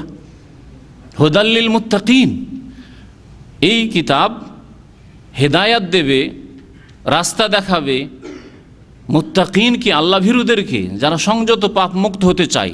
তাহলে তাকওয়া কি জিনিস, আমি তাকওয়া অর্জন করব, তাহলে কোরআন দিয়ে আমি উপকৃত হব। আর যদি আমার মধ্যে তাকওয়া না থাকে, আল্লাহ ভীরুতা না থাকে, পাপ থেকে বাঁচার মতো মনের চাহিদা, বাসনা না থাকে, আকাঙ্ক্ষা না থাকে, তাহলে আমি কোরআন দিয়ে লাভবান হতে পারবো না। যদিও কোরআনের হাফেজ হই, যদিও কোরআনের আলেম হই, যদিও কোরআনের প্রচারক, কোনো ফায়দা হবে না আমাকে কোরআন দিয়ে। যদি মুত্তাকি না হইতে পারি। সুতরাং তাকওয়া অর্জন করব আমি, কারণ কোরআনে কারীম ওয়ালা ইয়াজিদুজ জালিমিনা ইল্লা খাসারা, যারা তাকওয়া অর্জন করে না তারা জালেম, আর জালেমদের কোরআন দিয়ে ক্ষতি বৃদ্ধি পায় আল্লাহ বলেছেন। এইভাবে গভীরভাবে কোরআনে কারীমের আয়াত নিয়ে চিন্তা করা, এক একটি আয়াত নিয়ে ধীর স্থিরভাবে পড়া, আর চিন্তা করে ভিতরে ঢোকার চেষ্টা করা, যাতে আপনার জীবনের প্রতিটি ক্ষেত্রে সংশোধন হয়, আপনার ঈমান আমলের উন্নতি হয়, আখিরাত মুখী হতে পারেন, দুনিয়া বিমুখ হতে পারেন। এটা হচ্ছে তাদাব্বুরে কোরআন। আল্লাহ সেই দিকে দাওয়াত দিয়েছেন। আল্লাহ পাক যেন আমাদেরকে তার তৌফিক দান করেন, কোরআন গভীরভাবে চর্চা করে পড়ার যেন তৌফিক দান করেন এবং আমল করার তৌফিক দান করেন। আল্লাহ পাক ইরশাদ করেছেন, আফালা ইয়াতাদাব্বারুন আল কোরআন, তারা কি কোরআনে কারীম নিয়ে গভীরভাবে চিন্তা করে না? কাফিরদের কথা, বেদিনদের কথা, যারা ঈমান নিয়ে আসেনি অথবা ঈমান নিয়ে এসছে কিন্তু গতানুগতিক ঈমান, জন্মসূত্রে মুসলিম, কিন্তু কোরআন চর্চা করে না। কোরআন পড়ে যত শ্রেণীর লোক হতে পারে, কিন্তু কোরআন গভীরভাবে কোরআন থেকে যে উপকৃত হইতে হবে সেখান থেকে কিছু নিয়ে এই রকম জীবনযাপন করে না, তাদেরকে আল্লাহ বলছেন আফালা ইয়াতাদাব্বারুন কোরআন, এরা কি এমন লোক যারা কোরআন কারীম নিয়ে গভীরভাবে চিন্তা করে না? আম আলা কুলুবিন আকফালুহা, নাকি তাদের হৃদয়ের উপর তালা লাগানো রয়েছে, তাদের অন্তরগুলিতে তালা লাগানো আছে, যে কোরআন যেতেই পারে না তাদের অন্তরের দিকে, অন্তরের কাছে গেলে ঢুকতেই পারেন না। এমনটা কি? দুইয়ের এক, তাদের অন্তরে তালা লাগানো আছে তাদের পাপের কারণে। অনেক সময় মানুষ যখন পাপ করে তখন অন্তরে তালা লেগে যায়। নবী করিম সাল্লাল্লাহু আলাইহি ওয়াসাল্লাম বলেছেন, পরপর বিনা কোনো শরীয়তি ওজরে কেউ যদি 3 জুমা ছাড়ে, মান তারাকা সালাসা জুমাতিন তাহাওয়ানান, তাহলে তবে আল্লাহ আলা কালবিহি, তার অন্তরে আল্লাহ মোহর লাগিয়ে দেন, তালা মেরে দেন। তাহলে যেই ব্যক্তি নিজ জীবনে সাবালক হওয়ার পরে পরপর 3 জুমা বিনা কোনো ওজরে, সফরে ছিল না যে জমা মসজিদ পর্যন্ত পৌঁছতে পারবে না, সে অসুস্থ এমন ছিল না যে বিছানা থেকে চলতে পারে না, ঘুমিয়ে লম্বা ঘুমে টান দিয়ে জুমা ছেড়েছে, অথবা দুনিয়ার কাজে মেতে থেকে জুমা ছেড়েছে, এই সময় খেলা চলছে, বিশ্বকাপ ইত্যাদি, এইভাবে বিনা কোনো ওজরে জুমা ছেড়েছে, তবে আল্লাহ আলা কলবিহি, আল্লাহ তার অন্তরে তালা মেরে দেন। সুতরাং এদের কোরআন দিয়ে কোনো ফায়দা হবে না, কোরআনে কারীম থেকে তারা কখনো উপকৃত হবে না, সারা জীবনটা গুমরা হয়ে জাহান্নামে চলে যাবে। এইরকম বিভিন্ন কারণে মানুষ যখন খুব বেশি পাপ করে, পাপকে ডেকে নিয়ে আসে, তখন অন্তরে তালা মেরে দেওয়া হয়। খাতামাল্লাহু আলা কুলুবিহিম ওয়া আলা সামিহিম ওয়া আলা আবসারিহিম গিশাওয়াতুন ওয়া লাহুম আযাবুন আযীম, বাল তাবা আল্লাহু আলাইহা বিকুফরিহিম, আল্লাহ বলেছেন তাদের কুফরির কারণে, বাড়াবাড়ির কারণে, বিভিন্ন কারণ আল্লাহ উল্লেখ করেছেন, যাতে আল্লাহ মোহর মেরে দেন, তালা মেরে দেন। তো আল্লাহ যেন আমাদের অন্তরকে খোলা রাখেন এবং গভীরভাবে কোরআন নিয়ে চিন্তা করার তৌফিক দান করেন। মহান আল্লাহ তারপরে এরশাদ করছেন ওই সব লোকদের কথা যারা ইসলামে আসার পরে মুরতাদ হয়ে গেছে। নবী করিম সাল্লাল্লাহু আলাইহি ওয়াসাল্লামের জামানায় কিছু লোকেরা ইসলাম কবুল করার পরে মুরতাদ হয়ে গেছে, অথবা ইসলাম কবুল করেছে কিন্তু তারা মুনাফিক হয়ে গেছে, তার মানে মুরতাদ হয়ে গেছে, কপটতার মাধ্যমে তারা মুরতাদ হয়ে গেছে, অথবা জন্মসূত্রে মুসলিম হওয়া সত্ত্বেও তারা বড় হওয়ার পরে ইসলাম বিমুখ হয়ে গেছে, নিজের ইসলামকে নষ্ট করেছে শিরক দ্বারা, কুফরি দ্বারা, মুনাফিকি দ্বারা, অথবা ইসলাম ভঙ্গকারী যে কোনো বিষয় দ্বারা। ইসলাম ভঙ্গকারী বিষয়গুলি সম্পর্কে 10টিরও বেশি বিষয় নিয়ে একটা আলোচনা আমার আছে, সেটা শুনলে বিস্তারিত জানতে পারবেন যে মুসলিম হওয়া সত্ত্বেও 7 পিঢ়ি মুসলিম, তারপরেও ইসলাম যদি নিজে টিকিয়ে না রাখে মানুষ সাবালক হওয়ার পরে, তো ইসলাম কোনো বংশের সম্পত্তি নয় যে টিকে থাকবে। ইসলামকে টিকিয়ে রাখতে হবে, নিজে তার হেফাজত করতে হবে। আল্লাহ বলছে ইন্নাল্লাযীনা ইরতাদ্দু আলা আদবারিহিম, নিশ্চয় ওসব লোকেরা যারা পিছন দিকে ফিরে যায়, ইরতাদ্দু মানে ফিরে যায়, আলা আদবারিহিম পিছন দিকে, পৃষ্ঠদেশ দেখিয়ে যারা ফিরে যায়, মিন বাদে মা তাবায়্যানা লাহুমুল হুদা, তাদের জন্য সঠিক পথ সুস্পষ্ট হয়ে যাওয়ার পরেও, হেদায়েত স্পষ্ট হয়ে গেছে। হেদায়েত স্পষ্ট হওয়া এক হচ্ছে যে নবী করিম সাল্লাল্লাহু আলাইহি ওয়াসাল্লামের দাওয়াত তাদের কাছে পৌঁছেছে, ইসলাম কবুল করেছে, তারপরে ফিরে গেছে। তাহলে কানে ইসলামের দাওয়াত পৌঁছেছে। জন্মসূত্রে মুসলিম পরিবারে জন্ম নিয়েছে, মিন বাদে মা তাবায়্যানা লাহুমুল হুদা, হিদায়াত স্পষ্ট হয়েছে, হিদায়াতের ঘরে পয়দা হয়েছে, তারপর ইসলাম থেকে মুরতাদ হয়ে গেছে, ফিরে গেছে।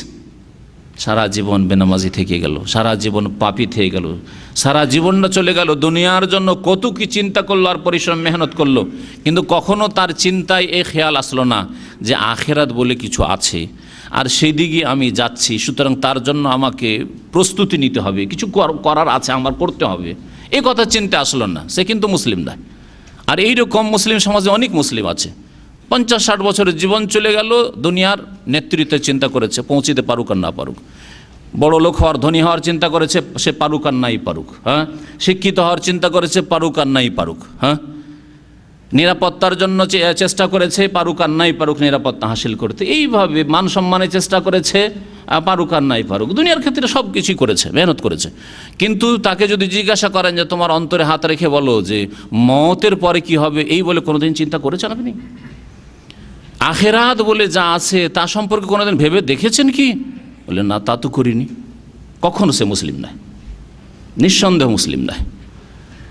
আল ইরাজ আন দীনিল্লাহ, আল্লাহর দিন থেকে এমন বিমুখ হয়ে যাওয়া যে লা ইয়াতাআল্লামুহু ওয়া লা ইয়ামাল বিহি, শিখলও না আর কোনোদিন আমলের কথা, কর্মের কথাও চিন্তা করল না। এটা হচ্ছে ঈমান ভঙ্গকারী বিষয়গুলির একটি। আল্লাহ পাক রব্বুল আলামিন বলছেন যে যারা এই রকম ইসলাম থেকে বিমুখ হয়ে গেল, দ্বীন ইসলামের হিদায়াত, সঠিক দিক নির্দেশনা পাওয়ার পরেও, সুস্পষ্ট হয়ে যাওয়ার পরেও, আশ-শায়তানু সাওয়ালা লাহুম, শয়তান এদেরকে নিয়ে খেলা করে। শয়তান সাওয়ালা লাহুম মানে যায়্যানা লাহুম, তাদের জন্য পাপের কাজকে, খারাপ কাজকে, অন্যায়কে, দুনিয়ার ভোগবিলাসকে, পার্থিব জগৎকে সুসজ্জিত করে পেশ করে, দুনিয়াকে সাজিয়ে সাজিয়ে পেশ করে। নেতৃত্ব, গদি, পদ, পয়সা, ধন দৌলত, দুনিয়ার স্বার্থ, এসবকে শয়তান সাজিয়ে পেশ করে। সাওয়ালা লাহুম ওয়া আমলা লাহুম, আর শয়তান তাদেরকে মিথ্যা আশা দিয়ে থাকে, মিথ্যা আশা, বড় বড় আশা নিয়ে বসে আছে। আজকে থেকে 10 বছর পরে সে আশা পূরণ হবে হয়তো, আর তার মত হয়তো 1 বছর 2 বছরের মধ্যে আছে, কিন্তু বড় আশা নিয়ে, এর চাইতেও বেশি আশা নিয়ে অনেকে বসে আছে, তাই না?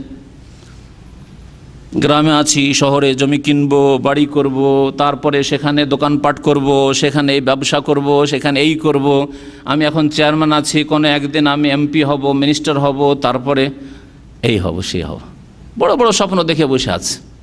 আর শায়তানু সাওয়ালা লাহুম ওয়া আমলা লাহুম, শয়তান এইসব লোকদের কি করে, যারা দুনিয়ামুখী, আখিরাত সম্পর্কে কোনো চিন্তা করে না, যারা দ্বীন ইসলাম থেকে ফিরে গেছে, দ্বীন ইসলামের শিক্ষা এবং আমল থেকে ফিরে গেছে, শয়তান তাদের জন্য দুনিয়াকে সুশোভিত করে পেশ করে, আর শয়তান মিথ্যা আশা দিয়ে থাকে। আমলা লাহুমের ফাইল তাহলে শয়তান, দুটোই ফেলের ফাইল তাহলে শয়তান। আর শয়তান সাওয়ালা লাহুম, সাওয়ালা, শয়তান সুশোভিত করে পেশ করেছে, আর শয়তান তাদেরকে মিথ্যা আশা দিয়েছে। কোন কোন তাফসীর কারগণ বলেছেন যে দ্বিতীয় ফেল যেটা আমলা লাহুম, এর ফাইল কর্তা আল্লাহ। শয়তান তাদের জন্য দুনিয়াকে সুসজ্জিত করে পেশ করেছে, দুনিয়ার লোভ লালসা সবকে, আর ও আমলা লাহুম, আল্লাহ পাক রব্বুল আলামিন তাদেরকে অবসর দিয়েছেন। আমলা মানে হচ্ছে ঢিল দেওয়া, ছাড় দেওয়া, অবসর দেওয়া। আমলা আর আমহালা দুটোর মানে হচ্ছে ঢিল দেওয়া, অবসর দেওয়া। যেমন সূরা তারিক আল্লাহ বলেছেন ফামাহিলিল কাফিরিনা আমহিলহুম রুয়াইদা, কাফেরদেরকে আমহিলহুম, ঢিল দিয়ে দাও। যেমন বড় বড় যারা মাছ ধরে ছিপে, তারা প্রথমেই টান দেয় না, কিন্তু ছোটো মাছ ধরার জন্য দিলেন টান, হঠাৎ করে মাছ লাগতেই, তাই না? কিন্তু বড় মাছ ধরার জন্য কি করতে হয়, যারা ধরেছেন তারা জানেন, সুতা ছাড়তে থাকে। যখন মাছ লেগে গেছে, বুঝতে পারে মাছ লেগেছে, টান দেয় না, সুতা ছাড়তে ঢিল দেয়, ঢিল দেয়, ও টান দেয়, টান দেয়, অনেক দূর পর্যন্ত টান দিয়ে যায়, খেলা করে, খেলা করতে করতে করতে যেহেতু বনশি গিলে আছে, আর কতক্ষণ থাকবে, নিস্তেজ যখন হয়ে যায়, আর নড়াচড়া করতে পারে, তখন ধীরে ধীরে টানে, ধীরে ধীরে টানে। মাছের শিকারী এইভাবে মাছ শিকার করে। আল্লাহ পাক রব্বুল আলামিনের দুনিয়ার নীতিমালাতে এটা রয়েছে, আল্লাহ পাক অবসর দিয়ে থাকেন। নবী করিম সাল্লাল্লাহু আলাইহি ওয়াসাল্লামের একটি হাদিস রয়েছে, ইন্নাল্লাহা লা ইউমহিলুল জালিম, আল্লাহ পাক জালেমকে ছাড় দেন, হাত্তা ইযা আখাযাহু লাম ইউফলিতু, কিন্তু যখন আল্লাহ ধরে নেন তখন আর ছাড়েন না, ধরে নিলে আল্লাহ ছাড়েন না। অবসর দিয়ে রেখেছেন, অবসর ধোকা খেয়ে যায়, যে দেখো তুমি তো নামাজ পড়ছো, কি পেয়েছো, দেখো আমি কি করলাম। যখন আল্লাহ ধরে নেন তখন ছাড়েন না। ওয়াকাযালিক, তারপরে নবী সাল্লাল্লাহু আলাইহি ওয়াসাল্লাম এই আয়াত তেলাওয়াত করেছেন কোরআনে, ওয়াকাযালিক আখযু রাব্বিকা ইযা আখাযাল কুরা ওয়া হিয়া যালিমা, এইভাবে তোমার রবের পাকড়াও রয়েছে। এজা আখাযাল কোরা, যখন কোনো জনপদকে আল্লাহ পাক রব্বুল আলামিন ধরে ফেলেন যে এদেরকে ধ্বংস করব, ওয়াহিয়া জালেমা, যারা জুলম অত্যাচার করে সেই সব জনপদের লোকদেরকে, ইন্না আখযাহু আলীমুন শাদীদ, নিশ্চয় আল্লাহ পাক রব্বুল আলামিনের পাকড়াও ধারণ অত্যন্ত শাদীদ, প্রবল কঠিন। আল্লাহ পাক রব্বুল আলামিন তারপর ইরশাদ করছেন যে এরা মুরতাদ কেন হইল, ইসলাম বিমুখ কেন হইল। লা ইলাহা ইল্লাল্লাহকে অস্বীকার করলাম, শুধু তাতেই? আমি নবীকে অস্বীকার করলাম তাতেই? আমি কোরআনকে অস্বীকার করলাম এইরকম ঘোষণা করলে না, এছাড়াও বহু কিছু রয়েছে যাতে ইসলাম থেকে মুরতাদ হয়ে যায়, বিমুখ হয়ে যায়। আল্লাহ পাক বলছেন যালিকা বিআন্নাহুম ক্বালু লিল্লাযিনা কারিহু মা নাযালাল্লাহু সানুতিউকুম ফি বাযিল আম। দেখেন, এরা বলেনি যে আমরা মুহাম্মদকে মানি না, কোরআনকে মানি না, এইরকম কথা বলেননি। তারা কি বলেছিল? ওই সব কাফেরদেরকে, এই কাফেররা হয় ইহুদি, মদিনার ইহুদিরা অথবা মক্কার মুশরিকরা, এদেরকে বলেছিল যে দেখো আমরা, মুনাফিক আল্লাহ উল্লেখ করেছেন, এরা বলেছিল যে দেখো আমরা যদিও বাহ্যিক কলেমা পড়ে মুসলমান হয়ে গেছি, মুহাম্মদ সাল্লাল্লাহু আলাইহি ওয়াসাল্লামের সাথে আছি, কিন্তু আসলে তার সাথে না, আমরা তোমাদের সাথে আছি সুখে দুঃখে। যদি তোমরা বাইরে থেকে আক্রমণ করো, মক্কা লোকদেরকে বলো তোমরা যদি আক্রমণ করো আমরা ভিতর থেকে আছি সাহায্য করার জন্য। ইহুদিদেরকে বললো, ইহুদি গোত্র মদিনার আশেপাশে 3টা গোত্র বসবাস করতো, বানু কাইনুকা, বানু নাজির, বানু কুরাইজা, এদেরকে বললো তোমরা যদি এই মুসলিমদের ওপর আক্রমণ করো, আওস খাজরাজ আনসারদের ওপর আর মুহাজিরিনদের ওপর, তাহলে আমরা সহযোগিতা করব। মুনাফিকরা বলেছিল। তারা কি বলেছিল? এই মুরতাদ এই জন্য হয়েছিল, জালিকা মানে এই মুরতাদ এই জন্য হয়েছিল বিআন্নাহুম ক্বালু লিল্লাযিনা কারিহু মা নাযালাল্লাহ, ওই সব লোকদেরকে বলেছে, ওই সব কাফেরদেরকে, ইহুদিদেরকে অথবা মুশরিকদেরকে বলেছিল যারা কারিহু মা নাযালাল্লাহ, আল্লাহ পাক যা নাজিল করেছেন কোরআনে কারীম, আল্লাহর বিধান, তাকে ঘৃণা করেছিল, ওই সব লোকদেরকে বলেছিল। অর্থাৎ হয় ইহুদিরা যারা আল্লাহর বিধানকে ঘৃণা করেছিল তাদেরকে বলেছিল, অথবা মক্কার মুশরিকরা যারা আল্লাহর বিধানকে ঘৃণা করেছিল তাদেরকে বলেছিল সানুতিউকুম ফি বাযিল আমর, কিছু কিছু ব্যাপারে, বাযুল আমর মানে কিছু কিছু ব্যাপার, সব ব্যাপারে নয়, কিছু কিছু ব্যাপারে তোমাদের কথা মানবো, আমরা তোমাদের সাথে আছি। তাহলে বোঝা গেল যে ইসলামের কিছু কিছু ব্যাপার যদি অস্বীকার করে তাহলে মুরতাদ হয়ে যায়।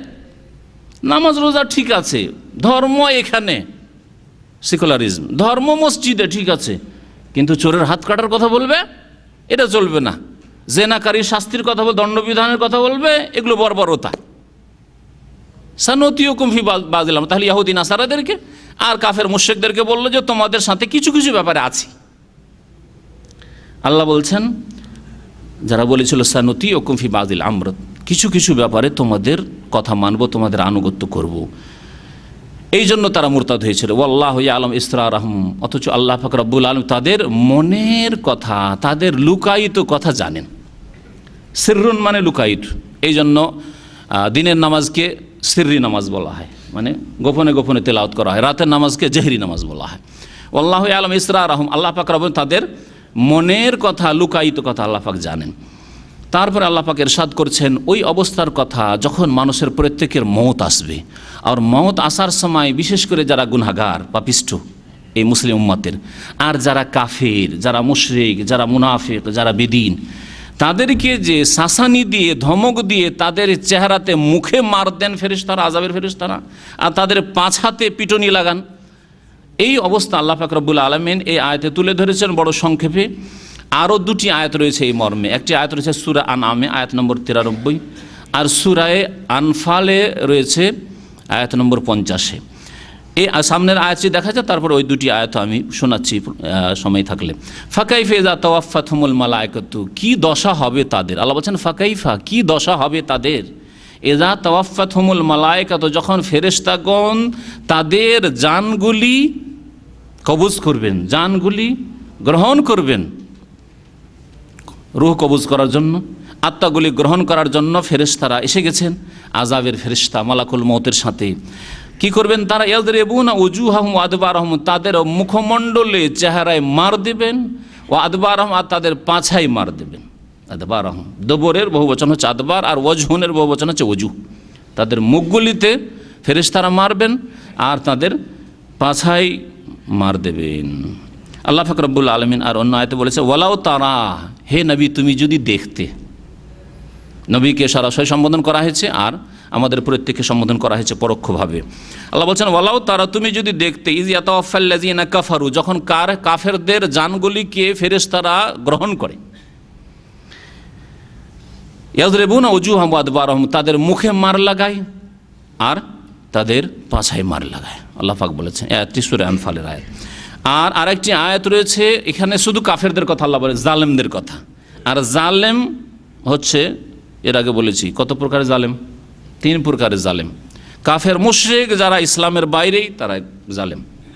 ইন্না শিরকা লাযুলমুন আযীম, শিরক হচ্ছে সবচেয়ে বড় জুলম। সুতরাং কাফের মুশরিক যারা কুফরি করে শিরকের অবস্থায় মারা গেল, অথবা মুসলিম উম্মত থেকে বড় শিরক করে কবর মাজারে সিজদা করে মারা গেল, ওই অবস্থায় তারা হচ্ছে বড় জালেম। আকীদার ক্ষেত্রে জালেম, ইসলামের গণ্ডিতেই নেই। দ্বিতীয় জালেম হচ্ছে আল্লাহ পাক রব্বুল আলামিনের হকের ক্ষেত্রে বিভিন্ন পাপ করে নিজের আত্মার উপরে জুলম করে যারা মারা গেল, সুদ খেয়ে, ঘুষ খেয়ে, যদি এতে মানুষের উপর জুলম রয়েছে, কিন্তু আল্লাহর হকের ক্ষেত্রে আল্লাহর অবাধ্য হওয়া রয়েছে। নামাজ ছেড়ে, রোজা ছেড়ে, মানুষের হক নষ্ট করলো না, কিন্তু নামাজ পড়লো না, রোজা রাখলো না, যাকাত দিল না, হজ করলো না, ফরজ ওয়াজিব আদায় করলো না, হারাম কাজ করলো, পাপ করলো, আর হারাম আয় উপার্জন করলো, নিজের নফসের নিজের ওপর জুলম করে যারা মারা গেল, বিভিন্ন পাপ করে, এক শ্রেণীর জালেম। আর তৃতীয় জালেম হচ্ছে যারা বান্দার উপরে জুলম করেছে। হতে পারে যে মানুষ আল্লাহর হকের ক্ষেত্রে জুলুম করেনি, নামাজ ছাড়েনি, কিন্তু মানুষের উপরে জুলুম করেছে, মানুষের হক নষ্ট করেছে, মানুষের উপরে জুলুম অত্যাচার করেছে, অথবা মানুষের টাকা পয়সা বেইমানি করেছে, মানুষের জমি জায়গায় বেইমানি করেছে ইত্যাদি। যে কোনোভাবে মানুষের হক নষ্ট করেছে, গীবত করেছে, বদনাম করেছে, মিথ্যা অপবাদ দিয়েছে কোনো পুরুষ মহিলার ওপর ইত্যাদি। এইভাবে আল্লাহ পাক জালেমদের কথা এখানে বলেছেন। দেখেন এই আয়াতটি, ওয়ালাউ তারা ইয যালিমুনা ফি গামারাতিল মউত, হে নবী তুমি যদি দেখতে, ইয যালিমুন, যখন জালেমরা ফি গামারাতিল মউত, মওতের যন্ত্রণায় থাকবে। গামারাত মানে হচ্ছে সাকারাত, মওতের যন্ত্রণায় যখন ভুগবে, সেই সময় যদি জালেমদের আসল অবস্থা তুমি দেখতে পেতে, গায়েবের অবস্থা, ফেরেশতা এসেছে, আযাবের ফেরেশতা, আর জালেমদের ওপর শাস্তি চলছে, আর জালেমদের আত্মা, নবী সাল্লাল্লাহু আলাইহি ওয়াসাল্লাম হাদিসে রয়েছে, জালেমদের আত্মা, কাফেরের আত্মা, পাপিষ্ঠদের আত্মা যেতে চায় না, সুতরাং পালাতে শুরু করে, এই দিক ওদিক ছুটাছুটি শুরু করে শরীরের মধ্যে, যাব না, টেনে হিঁচড়ে তার দেহ থেকে আত্মাকে বের করে, ইয়া আইয়াতুহান নাফসুল খাবিসাতু উখরুজি ইলা গাযাবিল্লাহি ওয়া সাখাতিহি। নবী করিম সাল্লাল্লাহু আলাইহি সাল্লামের সহিহ হাদিসে রয়েছে, হে খবিস আত্মা, হে নোংরা নাপাক রূহ, উখরুজি, বেরিয়ে আসো, ইলা গাযাবিল্লাহ, আল্লাহর গজব ক্রোধের উদ্দেশ্যে, ওয়া সাখাতি, আল্লাহর অসন্তুষ্টির উদ্দেশ্যে, সেখানে যেতে হবে। চলো চলো সিজ্জিনে চলো, তোমার জন্য সিজ্জিন অপেক্ষা করছে, সেখানকার আযাব অপেক্ষা রয়েছে। আল্লাহ পাক ইরশাদ করেছেন, যখন মওতের যন্ত্রণায় তারা থাকবে, সেই সময় হে নবী জালেমদেরকে যদি দেখতে, ওয়াল মালাইকাতু বাসিতু আইদিহিম, আর ফেরেশতাগণ তাদের হাতগুলি বাড়িয়ে তাদের জানগুলি গ্রহণ করার চেষ্টা করবেন, জানগুলি গ্রহণ করবেন। বাসিতু আইদিহিম, হাত বাড়িয়ে রয়েছেন মানে তাদের রূহগুলি নেওয়ার জন্য এসেছেন, মার আর মার দেওয়ার জন্য। তাফসীরকার বলছেন বিযর্ব, মার দিচ্ছেন আর তাদের রূহ কবজ করছেন মালাকুল মউত। আখরিজু আনফুসাকুম, আর সেই সময় ফেরেশতারা সম্বোধন করে খবিস আত্মাগুলিকে, পাপীদেরকে বলে, জালেমদেরকে, আখরিজু আনফুসাকুম, তোমাদের আত্মা বের করো, আখরিজু আনফুসাকুম আলিয়াউমা তুজজাউনা আযাবাল হুন, আজকে তোমাদেরকে বদলা দেওয়া হবে বড় লাঞ্ছিত কর বদলা, বড় লাঞ্ছনা কর বদলা দেওয়া হবে।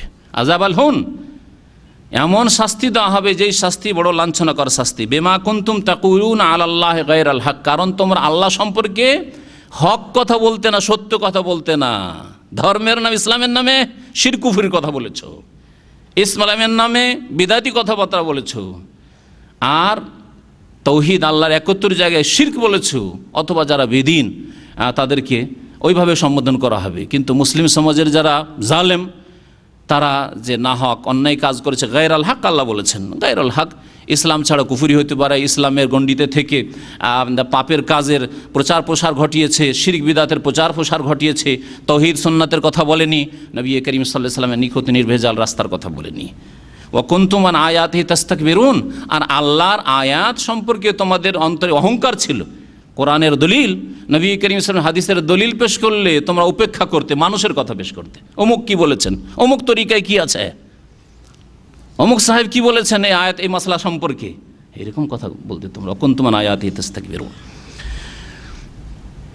আল্লাহ পাক রব্বুল আলামিন তারপরে ইরশাদ করেছেন, যালিকা বিআন্নাহুম ইত্তাবাউ মা আসখাতাল্লাহ, এই রকম লোক যাদের মতের সময় তাদের মুখে এবং পাছায় মার দেবেন ফেরেশতারা, আর তাদের শাসানি ধমক দিয়ে এরকম শাস্তি দিয়ে তাদের রূহগুলিকে, আত্মাগুলিকে গ্রহণ করবেন। এটা কেন হবে? জালিকা, এর কারণ আল্লাহ বর্ণনা করেছেন তারপর আয়াতে, বিআন্নাহুম ইত্তাবাউ মা আসখাতাল্লাহ, কারণ তারা অনুসরণ করেছে এমন বিধিবিধানের, এমন কথার যা আল্লাহকে অসন্তুষ্ট করে। এমন বিধান মেনেছে যা আল্লাহকে অসন্তুষ্ট করে। ব্যক্তি জীবনে আল্লাহর বিধান মানেনি, পারিবারিক জীবনে আল্লাহর বিধান মানেনি, সামাজিক ক্ষেত্রে আল্লাহর বিধান দিয়ে ফয়সালা করেনি, রাষ্ট্রনীতিতে, অর্থনীতি আল্লাহর বিধান দিয়ে ফয়সালা করেনি, হালাল হারামের কোনো পার্থক্য করেনি, আল্লাহর বিধান মোতাবেক সে ইবাদত বন্দী করেনি, খেয়াল খুশি ইবাদত বন্দী করেছে। ইত্তাবাউ মা আসখাতাল্লাহ, তাহলে মানুষের তৈরি করা সে বিদাতি আমল হোক ইবাদত বন্দেগীর ক্ষেত্রে, অথবা আইন কানুনের ক্ষেত্রে মানব রচিত বিধান হোক, আল্লাহকে এসব অসন্তুষ্ট করে, নারাজ করে, তার অনুসরণ করেছে। ওয়াকারিহু রিদওয়ানা, আর আল্লাহ পাক যাতে সন্তুষ্ট হন, আল্লাহর সন্তুষ্টিকে তারা ঘৃণা করেছে। আল্লাহ সন্তুষ্ট হবেন কোরআন সুন্নাহ মোতাবেক জীবনযাপন করলে নবী করিম সাল্লাল্লাহু আলাইহি ওয়াসাল্লাম বলেছেন, তারাকতু ফিকুম আমরাইন, তোমাদের মাঝে দুটি জিনিস ছেড়ে যাচ্ছি, লান তাযিল্লু মা তামাসসাকতুম বিহিমা, অতদিন পর্যন্ত পথভ্রষ্ট গুমরাহ হবে যতদিন তোমরা মজবুত করে ধরে থাকবে। কি? কিতাবুল্লাহ কোরআনে করিম, আর নবী করিম সাল্লাল্লাহু আলাইহি ওয়াসাল্লাম সুন্নাত, সুন্নতি আমার সুন্নত, রাসূলের হাদিস। এটা হচ্ছে আল্লাহকে রাজি করার পথ না, এই রাস্তায় চলবে না, শর্টকাট অন্য রাস্তা তার কাছে, অমুক পীরের রাস্তা, অমুক দেওয়ানবাগির রাস্তা, আটরসির রাস্তা, জাকির পাটির রাস্তা, মাইজ ভান্ডারির রাস্তা, হ্যাঁ, সুফিদের রাস্তা, অমুক পীরের রাস্তা, অমুক অলির রাস্তা না, এইসব রাস্তা নেই ইসলাম। ইসলামের রাস্তা একটা, ইন্নাদ্দীনা ইনদাল্লাহিল ইসলাম, আর এই ইসলাম নিয়ে নবী করিম সাল্লাল্লাহু আলাইহি ওয়াসাল্লাম এসেছেন, একমাত্র তরিকা মুহাম্মাদিয়া আছে, আর কোনো তরিকা নাই পৃথিবীতে। এটা হচ্ছে আল্লাহর রিজওয়ান, আল্লাহর সন্তুষ্টির রাস্তা। ওয়াকারিহু রিজওয়ান, তাকে ঘৃণা করেছে, অপছন্দ করেছে। নবীর তরিকা দিয়ে ডাকলে তারা এজাহুম মুরিদুন, তারা মুখ ফিরিয়ে নিত। আল্লাহ পাক রব্বুল অন্য আয়াতে এরকম বলেছেন, ওয়াইজা দু ইলাল্লাহি ওয়া রাসূলিহি ইজা ফারিকুম মিনহুম, তাদের মধ্যে একটা দল আছে তার মুখ ফিরিয়ে না, আল্লাহ এবং রাসূলের কথা, কোরআন হাদিস মানতে রাজি না। কোরআন হাদিস আমরা কি বুঝবো? আমাদের বড়রা বুঝেছেন, ওই বড়রা যেই তরিকা চলছে সেই তরিকায় চলবে, কোরআন হাদিস দলিল পেশ করলে মানবে না। ফাআহবাতা আমালহুম, এইরকম রাস্তা অবলম্বন করলে আল্লাহ তাদের আমলগুলিকে বিনষ্ট করে দিয়েছেন। যারা এরকম কাজ করবে, যে আল্লাহর সন্তুষ্টির রাস্তাকে ঘৃণা করবে আর আল্লাহ পাকে যা অসন্তুষ্ট করে তা অনুসরণ করবে, তাদের আমলগুলিকে আল্লাহ বরবাদ করে দেবেন। ফাআহবাতা আমালহুম। তারপর আল্লাহ পাক ইরশাদ করেছেন, আম হাসিবাল্লাযিনা ফি কুলুবিহিম মারাদ আল্লাহ ইউখরিজাল্লাহু আদগানাহুম, ওই সব লোকেরা কি ধারণা করেছে যাদের অন্তরে রোগ আছে। ফি কুলুবিহিম মারাদ, আল্লাহ পাক একাধিক আয়াতে কোরআনে কারিমে বলেছেন যে কিছু কিছু মানুষের অন্তরে কি আছে? রোগ আছে। তাহলে শুধু শরীরের রোগ নয়, শরীরের রোগের চাইতে বড় রোগ হচ্ছে কলবের রোগ, মনের রোগ। এই হৃদয়ের রোগ হচ্ছে শিরকের রোগ, কুফরির রোগ, সন্দেহের রোগ, সংশয়ের রোগ, পাপের কামনা বাসনা চাহিদার রোগ, কুপ্রবৃত্তির অনুসরণের রোগ, হিংসা বিদ্বেষের রোগ, শত্রুতার রোগ। এই ধরনের বহু রোগ আছে যেগুলো অন্তরের ব্যাধি। আল্লাহ পাক বলছেন, আম হাসিবাল্লাযিনা ফি কুলুবিহিম মারাজ, ওই সব লোকেরা কি এই ধারণা করেছে যাদের অন্তরে ব্যাধি আছে, আল্লাহ ইউখরিজাল্লাহু আদগানাহুম, তাদের বিদ্বেষ ভাবকে আল্লাহ বের করে দিতে পারবেন না। মনের মধ্যে যে কপটতা মুনাফিকি লুকিয়ে আছে, মনের মধ্যে শিরক আর কুফরি লুকিয়ে আছে, মনের মধ্যে পাপের কামনা বাসনা লুকিয়ে আছে, কিন্তু মুসলিম সমাজে মুসলিম সেজে থাকতে হবে, সেই জন্য গোপনে রাখে। আল্লাহ বলছেন এগুলো বের করতে পারবেন না। আদগান জাগানুনের জামা, এর মানে হয় বিদ্বেষ ভাব, মনের মধ্যে বিদ্বেষ ভাব।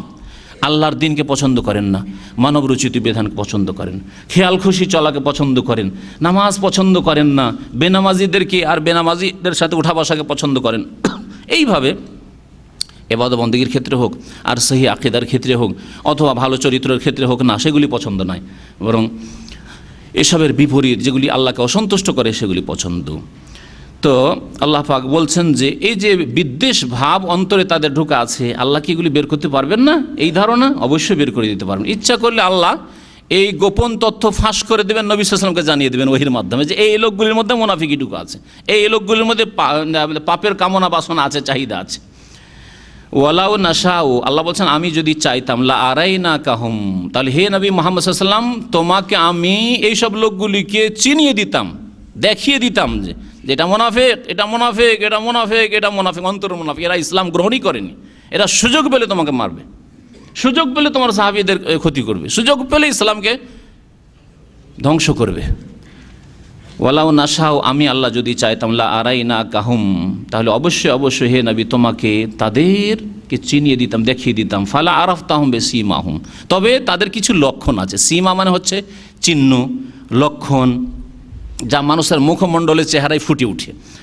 অবশ্যই অবশ্যই হে নবী আপনি চিনতে পারবেন তাদেরকে, বিসীমাহুম, তাদের চেহারার ধরন লক্ষণ দেখে, তাদের কথা, তাদের চেহারা দেখলে চিনতে পারবেন। প্রথম কথা আল্লাহ পাক চেহারার কথা তাদের বলেছেন, যে মুখমণ্ডলের চিহ্নর কথা বা লক্ষণের কথা। ওয়ালা তারিফান্নাহুম ফি লাহানিল কাউল, তারপরে দ্বিতীয়তে বলছেন কথার ভঙ্গিমায় চিনতে পারবেন। আর অবশ্যই অবশ্যই তাদেরকে চিনতে পারবেন ফি লাহানিল কাউলি, তাদের কথার ভঙ্গিমায়। কথার ভঙ্গিমাতে বোঝা যায় যে এ সত্যিকার অর্থে খালিস অন্তর থেকে মুমিন মুসলিম, না মুনাফিক, না মুশরিক, কবর পূজারি, চিনতে পারবেন। 5 মিনিট কথা বললে বুঝতে পারবেন যে এই কোন তরিকার লোক। একজন তৌহিদে বিশ্বাস, আল্লাহর একত্বে বিশ্বাসী, খালেস রাসূলুল্লাহ সাল্লাল্লাহু আলাইহি ওয়াসাল্লামের আদর্শের অনুসারী, তার কথা স্পষ্ট বুঝতে পারবেন এ তৌহিদি মুসলিম। আর একজন যদি বিদাতি থাকে বুঝতে পারবেন না। আল্লাহর ওলি আউলিয়া না থাকলে আজকে যে পাপ মুসলিম সমাজে সব ধ্বংস হয়ে যেত। এক কথায় বুঝতে পারলেন আল্লাহর ওলি আউলিয়ার পূজারি। হ্যাঁ হ্যাঁ, গৌস কুতুব আবদাল দুনিয়াতে অনেক কিছুই করেন, না হলে আমাদের কিছুই থাকতো না। হ্যাঁ, সিলেটের ফ্লাইট কয়েক বছর আগের ঘটনা, তাই জানেন তো মনে হয়। হ্যাঁ, ধ্বংস হতে হতে বেঁচে গেল। ও আল্লাহর ওলি যে শুয়ে আছেন, না হলে কিছুই থাকতো না, সব একবার খান খান হয়ে যেত। ও এক কথায় বুঝতে পারলা তারিফান্নাহুম ফি লাহানিল কাউল, তাদের কথার ভঙ্গিমাতে বুঝতে পারবেন যে মুশরিক না মুআহিদ, মুনাফিক না মুসলিম, কেমন বুঝতে পারবেন। এইরকমই যারা আল্লাহর বিধানে বিশ্বাসী না, মানব রচিত বিধান, পশ্চিমা বিধান নিয়ে এসে দেশে চালাতে চায়, তাদের কথা বুঝতে পারবেন। আমিও লাকুম দিনুকুম ওয়ালিয়া দিন কোরআনের তেলাওয়াত করছি, দিনের ক্ষেত্রে জবরদস্তি নেই, আর তারাও এই আয়াত পেশ করছে, কিন্তু তাদের অসৎ উদ্দেশ্য, তাদের কথার ভঙ্গিমা বুঝতে পারবেন। নিরপেক্ষ থাকবে, এটাও মানবে না ওটাও মানবে না, সে মুসলিমও না হিন্দুও না, কিছু না, সে নিরপেক্ষ, ধর্ম নিরপেক্ষ, আমি নিরপেক্ষ, তাহলে সে মুরতাদ না। এখানে ইসলাম, এখানে হিন্দুইজম বা খ্রিস্টানিজম। ও বলছে আমি এটা তো না এটা তো না, এর নাম তো ধর্ম নিরপেক্ষ। তার মাঝখানে দুই দলে ঝগড়া, দুইজনের ঝগড়া হয়েছে, আপনি নিরপেক্ষ হয়ে বিচার করতেছেন, সালিস বলে, তৃতীয় পক্ষকে সালিস বলে, নিরপেক্ষ। তাহলে আপনাকে এদিকেও ঝুঁকলেও চলবে না আর এদিকেও ঝুঁকলেও চলবে, এর নাম না নিরপেক্ষ। তাহলে যে ধর্ম নিরপেক্ষ, সে মুসলিমও না, সে হিন্দুও না, কিছুই না, সে তার ধর্ম হচ্ছে পেট, আর তার ধর্ম হচ্ছে নেতৃত্ব গদি, তাই না? হ্যাঁ, এই কথাতেই বুঝতে পারবেন যে মুসলিম নাই। জি, ওয়ালা তারিফান্নাহুম ফি লাহানিল কাউল ওয়াল্লাহু ইয়ালামু আমালাকুম, আল্লাহ পাক ভালো করে জানেন তোমাদের আমল সম্পর্কে, তোমাদের কর্ম সম্পর্কে। আল্লাহ পাক তারপর ইরশাদ করছেন যে আল্লাহ পরীক্ষা করে থাকেন মানুষকে, পরীক্ষা দুনিয়াতে হবে আল্লাহর। ওয়ালা নাবলুওয়ান্নাকুম, অবশ্যই অবশ্যই আমি আল্লাহ তোমাদের পরীক্ষা করব, হাত্তা না'লামাল মুজাহিদিনা মিনকুম ওয়াস-সাবিরিন, যাতে করে আমি জানতে পারি তোমাদের মধ্যে কারা মুজাহিদিন, আল্লাহর রাস্তায় প্রচেষ্টা চালায়, আল্লাহর রাস্তায় মেহনত পরিশ্রম করতে প্রস্তুত, এইরকম লোককে আমি জানতে চাই, পরীক্ষা করি। ওয়াস-সাবিরিন, আর কারা ধৈর্যশীল, আল্লাহর রাস্তায় অটল হয়ে থাকতে চায়, আল্লাহর রাস্তায় ধৈর্য ধারণ করতে চায়, আল্লাহর দিনের প্রচার প্রসারের ক্ষেত্রে যদি জুলম হয়, কথা শুনতে হয়, তারপরও তার উপর অটল থাকবে, হকের ওপর, কারা? আল্লাহ পরীক্ষা করেন মানুষকে। তাই আল্লাহ পাকের পরীক্ষা হবে। আপনি ভাবিয়েন না আমি মানুষকে দিন শিখাবো আর আমার পরীক্ষা হবে না, আমাকে ধৈর্য ধরতে হবে না, আমার উপর জুলম অত্যাচার হবে না, আমাকে খারাপ কথা শুনতে হবে না, আমাকে কেউ দাজ্জাল বলবে না, আমাকে কেউ ফিতনা বলবে না, আমাকে কেউ জালেম বলবে না, আমাকে কেউ কাফের বলবে না, এসব কথা ভাবিয়েন না। অনেক কিছুই বলতে পারে, নবী করিম সাল্লাল্লাহু আলাইহি ওয়াসাল্লামকে এর চাইতে বড় কিছু বলেছে তারা, তাদের পূর্বপুরুষরা। ওয়ানাবলু আখবারাকুম, এবং তোমাদের খবরের আমি পরীক্ষা নেব, তোমাদের অন্তরের খবর কি, কতটা তোমাদের ঈমান, কেমন ঈমানের পানিতে আছো, অল্প পানিতে আছো যে সুবিধাবাদী মুসলমান, যখন যেমন তেমন হয়ে যাবে, বাতাসের সাথে তুমি চলবে, আর নাকি তুমি দিনের উপর অটল থাকবে। আল্লাহ পাক রব্বুল আলামিন বলছেন হাত্তা না'লামাল মুজাহিদিন, আমি জানতে চাই। তো আল্লাহকে আগে থেকে জানেন না? তাহলে আল্লাহ যে বলছেন ওয়ালা নাবলুওয়ান্নাকুম, আমি পরীক্ষা করে জানবো, তাহলে বোঝা যাচ্ছে যে আল্লাহ পরীক্ষা করার পরে নাউজুবিল্লাহ জানতেন না পরীক্ষা করার আগে? ওয়ালা নাবলুওয়ান্নাকুম, আমি অবশ্যই অবশ্যই তোমাদের পরীক্ষা করবো, হাত্তা না'লামাল মুজাহিদিনা মিনকুম ওয়াস-সাবিরিন, যাতে করে আমি জানতে পারি যে তোমাদের মধ্যে মুজাহিদ কারা, পরিশ্রমী মেহনতি কারা, আর তোমাদের মধ্যে সবরকারী ধৈর্য ধারণকারী কারা। তাহলে বোঝা গেল না আলামার মানে যদি না আলামা এনেন জানা, তাহলে অর্থ এই হয় যে আল্লাহ পাক আগে জানতেন না, পরীক্ষা করার পরে বুঝতে পারেন যে এটা খাঁটি মুসলমান। ওহদের যুদ্ধে যখন পরীক্ষা করলেন 1000 গেল, রাস্তা থেকে 300 ফিরে গেল, তখন আল্লাহ জানতে পারেন যে 300 মুনাফিক আর 700 খাঁটি মুমিন। এটাই কি না আগে থেকে আল্লাহ জানতেন? আগে থেকে আল্লাহ জানতেন। এই জন্য এই না আলামার তাফসীর জানতে হবে। তাফসীর কারগণ একটি শব্দ দিয়ে তাফসীর করেছেন, না আলামা ইলমা জহুরিন, অর্থাৎ আমি এমন জানা জানবো যেটা তোমাদের কাছে প্রকাশ করে দেবো। আমি তো জানি, কিন্তু এই তথ্য লুকায়িত আছে। আমি জানি যে কে মুনাফিক কে মুসলিম, আমি জানি যে কে মুশরিক কে তৌহিদে বিশ্বাসী, আমি জানি কে সুন্নতের অনুসারী কে বিদাতি, কিন্তু আমি পরীক্ষার মাধ্যমে যে কে মুজাহিদ, কে ধৈর্যশীল, কে দিনের ওপর অটল, এসব পরীক্ষা করার মাধ্যমে এই আমার যে গোপনীয় জানাকে, গায়েবের জানাকে তোমাদের মাঝে প্রকাশ করে দিতে চাই। তাহলে তোমরাও জানতে পারলে। নবী করিম সাল্লাল্লাহু আলাইহি ওয়াসাল্লাম, সাহাবায়ে কেরামরা এই ওহদের যুদ্ধের রাস্তা পর্যন্ত এখানে গিয়ে 300 ফিরে না আসলে জানতে পারতেন না, তা প্রকাশ পেত না, জাহির হইতো না। কিন্তু আল্লাহ পাক জানেন, এটা প্রকাশ করে দিতে চান, এ হচ্ছে এর অর্থ। আল্লাহ পাক রব্বুল আলামিন তারপর ইরশাদ করছেন কিছু পাপীদের কথা, 3টি অপরাধের কথা আল্লাহ উল্লেখ করেছেন এই আয়াতে। ইন্নাল্লাযীনা কাফারু ওয়া সাদ্দু আন সাবিলিল্লাহ ওয়া শাকুর রাসূলা মিন বাদি মা তাবায়্যানা লাহুমুল হুদা। নিশ্চয়ই যারা কুফরি করেছে, তাহলে একটি পাপ সেটা হচ্ছে কুফরি করা, অস্বীকার করার পাপ। ওয়া সাদ্দু আন সাবিলিল্লাহ, দ্বিতীয় পাপ হচ্ছে যারা আল্লাহর রাস্তায় চলতে বাধা সৃষ্টি করেছে। কুফরি করা এক পাপ, কুফরি করার পরে অনেক আছে কাফের নিজে অস্বীকারী কিন্তু অন্যকে বাধা দেয় না। যেমন ফিলিপাইনের পরিবেশে আমাদের এখানে যারা মুসলমান হচ্ছে তাদের অবস্থার অভিজ্ঞতায় আমরা বলছি যে তাদের অনেকে আছে একই বাড়িতে, ভাই মুসলমান হয়ে গেছে বাধা দেবে না, ছেলে মুসলমান হয়ে গেছে না ওকে জ্বালাতন করবে, ওকে কষ্ট দেবে, নির্যাতন করবে, এইরকম সাধারণত হয় না, কিন্তু অনেকের ঘরে হইতে পারে এটা। তাহলে কিছু লোক আছে যে যা ঠিক আছে তোমার স্বাধীনতা আছে, তুমি মুসলিম হবে হও, আমি বাধা দেবো না, কিন্তু আমি হব না। তাহলে কাফের সে, কিন্তু সাদ্দু আন সাবিলিল্লাহ নেই, আল্লাহ রাস্তায় বাধা সৃষ্টি করলো না। মুসলিম সমাজে যারা শিরক বিদাত করে তাদের মধ্যে এরকম আছে কিছু লোক আছে, ঠিক আছে তার ব্যক্তি স্বাধীনতা আছে, সে যদি মনে করে সেটাই সহি আকিদা আর সেটাই সহি রাস্তা, সেই রাস্তায় চলুক, আমি হয়তো মানব না, তাহলে সে শিরক বিদাতের ওপর থাকলো, কিন্তু অন্যকে আল্লাহর রাস্তায় চলতে বাধা দিল না। কুফরির অপরাধ আছে, কিন্তু আল্লাহর রাস্তায় বাধা দেওয়ার অপরাধ নেই, কারোর মধ্যে আবার ওটাও আছে। আবার কিছু লোক আছে হয়তো নিজে কুফরি করে না, কিন্তু আল্লাহর রাস্তায় মানুষ চলুক এটা চায় না। বাহ্যিক মুসলিম সমাজের লোক তার কুফরি স্পষ্ট নয় যে সে কাফের, এটা স্পষ্টভাবে বলতে পারবেন না আপনি, কারণ মাঝে মধ্যে দেখা যায় যে নামাজে মসজিদেও হাজির হয়, হ্যাঁ মাঝে মাঝে জুমাতে ঈদেও দেখা যায়, ইসলামিক অনুষ্ঠানে এসে হাজির, যখন দাওয়াত দিলেন হয়তো। কিন্তু দেখা যাচ্ছে যে ইসলামের ক্ষেত্রে কেউ ইসলামের কাজ করতে যায়, ইসলামী সংস্থা এনজিও ইসলামিক সংস্থা, না তার লাইসেন্স নেই। আর যদি খ্রিস্টান সংস্থা এনজিও যদি হয়, হ্যাঁ তার লাইসেন্স আগে থেকে আছে, অসুবিধা নেই। কাফেরদের যদি এনজিও হয় তাহলে তার জন্য লাইসেন্স সহজে পেয়ে যাচ্ছে, কিন্তু মুসলিম যদি কোনো এনজিও করতে চায়, দাতব্য সংস্থা খুলতে চায়, তার জন্য লাইসেন্স নেই। তো সাদ্দু আন সাবিলিল্লাহ করে না, আল্লাহর রাস্তায় চলতে বাধা সৃষ্টি করে, আল্লাহর দিনের খেদমত হতে বাধা সৃষ্টি করে। তৃতীয় অপরাধ হচ্ছে ওয়াশাকুর রাসূলা, রাসূলুল্লাহ সাল্লাল্লাহু আলাইহি সাল্লামের বিরুদ্ধাচরণ করে, নাফরমানি করে। হয়তো মুসলিম, কুফরি করে না, আল্লাহর রাস্তায় চলতে বাধা সৃষ্টি করে না, কিন্তু নিজে রাসূলুল্লাহ সাল্লাল্লাহু আলাইহি ওয়াসাল্লামের তরিকার বিরোধিতা করে, ও নবীর তরিকায় চলবে না। হাদিস বলছেন না, হাদিস আমরা কি বুঝবো, আর হাদিস আমাদের ওস্তাদরা বুঝেছেন, তিনি যেভাবে বুঝেন ওইভাবে চলবো, তিনি যদি জাহান্নামে যান ওই তরিকায় আমিও যাব, এরকম কথা অনেকে বলে।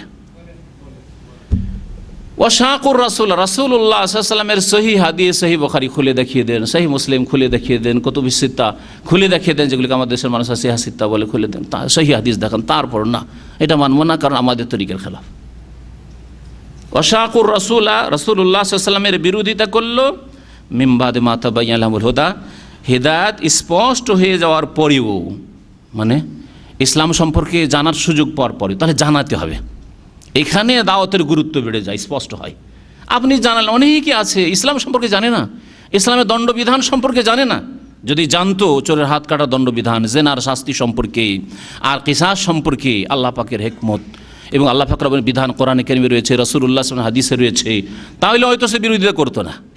কিন্তু সে জাহেলজ্ঞ, যদিও খুব ওপরে পৌঁছে গেছে, কিন্তু দিন ইসলাম সম্পর্কে তাদের কাছে সহি দাওয়াত পৌঁছানো হয়নি। সুতরাং আমাদেরকে বিভিন্ন পন্থায় ওই সব স্তরে দাওয়াত পৌঁছাবার চেষ্টা করতে হবে, যাতে তাদের জন্য তাবাইয়ানা লাহুমুল হুদা হয়ে যায়, হিদায়াতের পথ স্পষ্ট হয়ে যায়, হক বাতিলের মধ্যে তারা পার্থক্য করার মতো জ্ঞান পেয়ে যায়। তারপরে যদি বিরোধিতা করে রাসূলুল্লাহ সাল্লাল্লাহু আলাইহি ওয়াসাল্লাম তরিকার এই তিনটি অপরাধের কথা আল্লাহ বললেন, এর পরিণামে আল্লাহ কি শাস্তি দেবেন? আল্লাহ বলছেন লা ইয়াদুরুল্লাহ শাইআ, তারা আল্লাহর সামান্যতম ক্ষতি করতে পারবে না। কুফরি করলে আল্লাহর ক্ষতি হবে না। আল্লাহর রাস্তায় চলতে বাধা সৃষ্টি করে কাউকে ইসলাম ঈমানের দিকে আসতেই দিলেন না, তাওহীদের দিকে আসতেই দিলেন না, শিরক বিদআতের মধ্যে ডুবিয়ে রাখলেন, তাতেও আল্লাহর ক্ষতি করতে পারবেন না। আর যদি রাসূলুল্লাহ সাল্লাল্লাহু আলাইহি ওয়াসাল্লামের নাফরমানি করে বিদআতের প্রচার প্রসার ঘটায়, লা ইয়াদুরুল্লাহ শাইআ, তবু আল্লাহর ক্ষতি করতে পারবে না, কখনো আল্লাহ পাকের ক্ষতি করতে পারবে না। সারা দুনিয়ার মানুষ যদি কুফরিতে একমত হয়ে যায়, মা নাকাসা ফি মুলকি শাইআ, নবী সাল্লাল্লাহু আলাইহি ওয়াসাল্লাম বলেছেন, আল্লাহ পাক ইরশাদ করেছেন হাদিসে কুদসি, আমার সার্বভৌমত্বে, আমার এই রাজত্বে, আমার দুনিয়ার ক্ষমতায় সামান্যতম কোনো ঘাটতি হবে না। আর সারা দুনিয়া যদি একেবারে একই অন্তরের মতো হয়ে মুমিন মুসলিম হয়ে যায়, পাক্কা সব মুসলিম, আল্লাহর অনুগত বান্দা, মা যাদা ফি মুলকি শাইআ, আল্লাহ পাকের রাজত্বে, আল্লাহ পাকের এই হুকুমতে কিছুই বেড়ে যাবে না, কিছুই বাড়বে না। আল্লাহ পাক রব্বুল বলছেন যে এদের শাস্তি কি দেব? আল্লাহর তো ক্ষতি করতে পারলো না। ওয়াসায়ুহবিতু আমালাহুম, আল্লাহ পাক তাদের আমলগুলিকে, কর্মগুলিকে বিনষ্ট করে দেবেন, ধ্বংস করে দেবেন। তাদের কোনো কর্ম কাজ আসবে, যারা কুফরি করে মারা যাবে কোনো কর্ম কাজে আসবে না। যারা আল্লাহর রাস্তায় চলতে বাধা সৃষ্টি করবে, বাধা সৃষ্টি।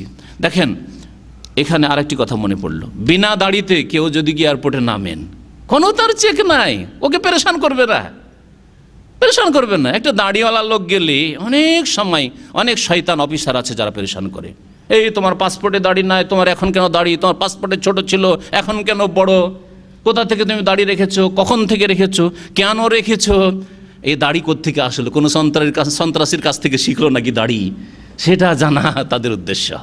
শয়তানি কথা।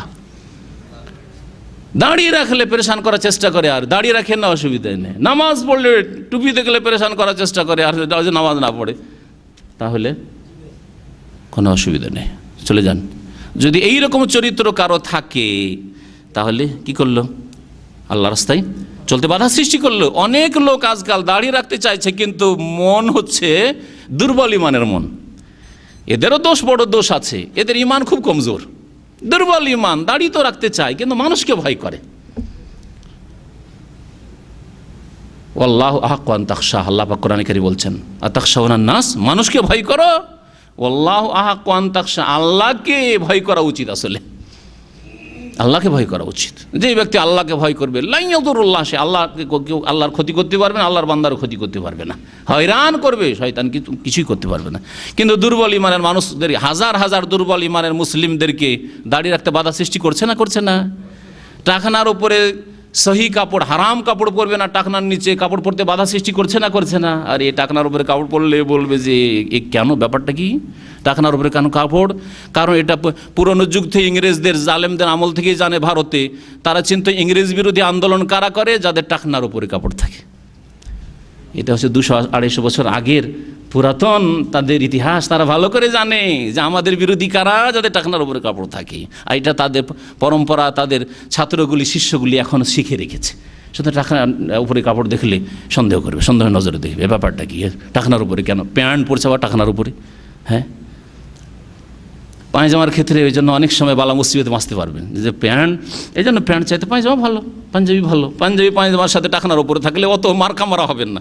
কিন্তু যদি প্যান্ট পরে থাকেন আর কোট পরে থাকেন আর টাকনার উপরে কাপড়, ভালো কথা, নাজায়েজ বলছি না, কিন্তু সন্দেহ নজর, হ্যাঁ প্যান্ট বাবু, আবার দেখে মনে হচ্ছে অ্যাডভোকেট বা ইঞ্জিনিয়ার, আবার টাকনার উপরে কাপড়, মানে একে বিধর্মী হইতে হবে। ইঞ্জিনিয়ার হয়েছে, ডাক্তার হয়েছে, সেজন্য বিধর্মী হইতে হবে, কাবিরা গোনা করতে হবে, টাকনার নিচে কাপড় নিয়ে যেতে হবে।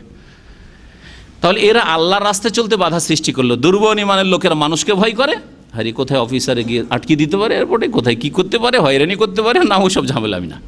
দুর্বল মুসলিম না, এত দুর্বল হইলে হবে না, এতটুকু যদি। এই জন্য আল্লাহ মুজাহিদিন বলেছেন, কে প্রচেষ্টা করে দিন পালন, নিজের ওপরে দিন পালন করতে পারেন না, আর মুজাহিদ মানে অন্যের ক্ষেত্রে জিহাদ করতে যাবেন, এই ক্ষেত্রে প্রচেষ্টা করতে হবে যে আমি আমার ব্যক্তি জীবনে কমপক্ষে দিনটাকে ভালো করে পালন করার চেষ্টা করব। আল্লাহ পাক ইরশাদ করেছেন যে এই সব জালেম যারা কুফরি করবে, যারা আল্লাহর রাস্তায় চলতে বাধা সৃষ্টি করবে, যারা রাসূলের বিরোধিতা করবে সাল্লাল্লাহু আলাইহি সাল্লাম, তাদের আমলগুলিকে আল্লাহ নষ্ট করে দেবেন। যদিও কোনো আমল করে থাকে, ভালো কাজ করে থাকে, নষ্ট করে দেবেন, কিছুই তারা পাবে না। মহান আল্লাহ তারপরে ইরশাদ করছে, আইয়ুহাল্লাযীনা আমানু, হে মুমিনরা, আতিউল্লাহ ওয়া আতিউর রাসূল, তোমরা আল্লাহর আনুগত্য করো, রাসূলের আনুগত্য করো, ওয়ালা তুবতিলু আমালাকুম, তোমাদের আমলগুলিকে নষ্ট করে দিও না।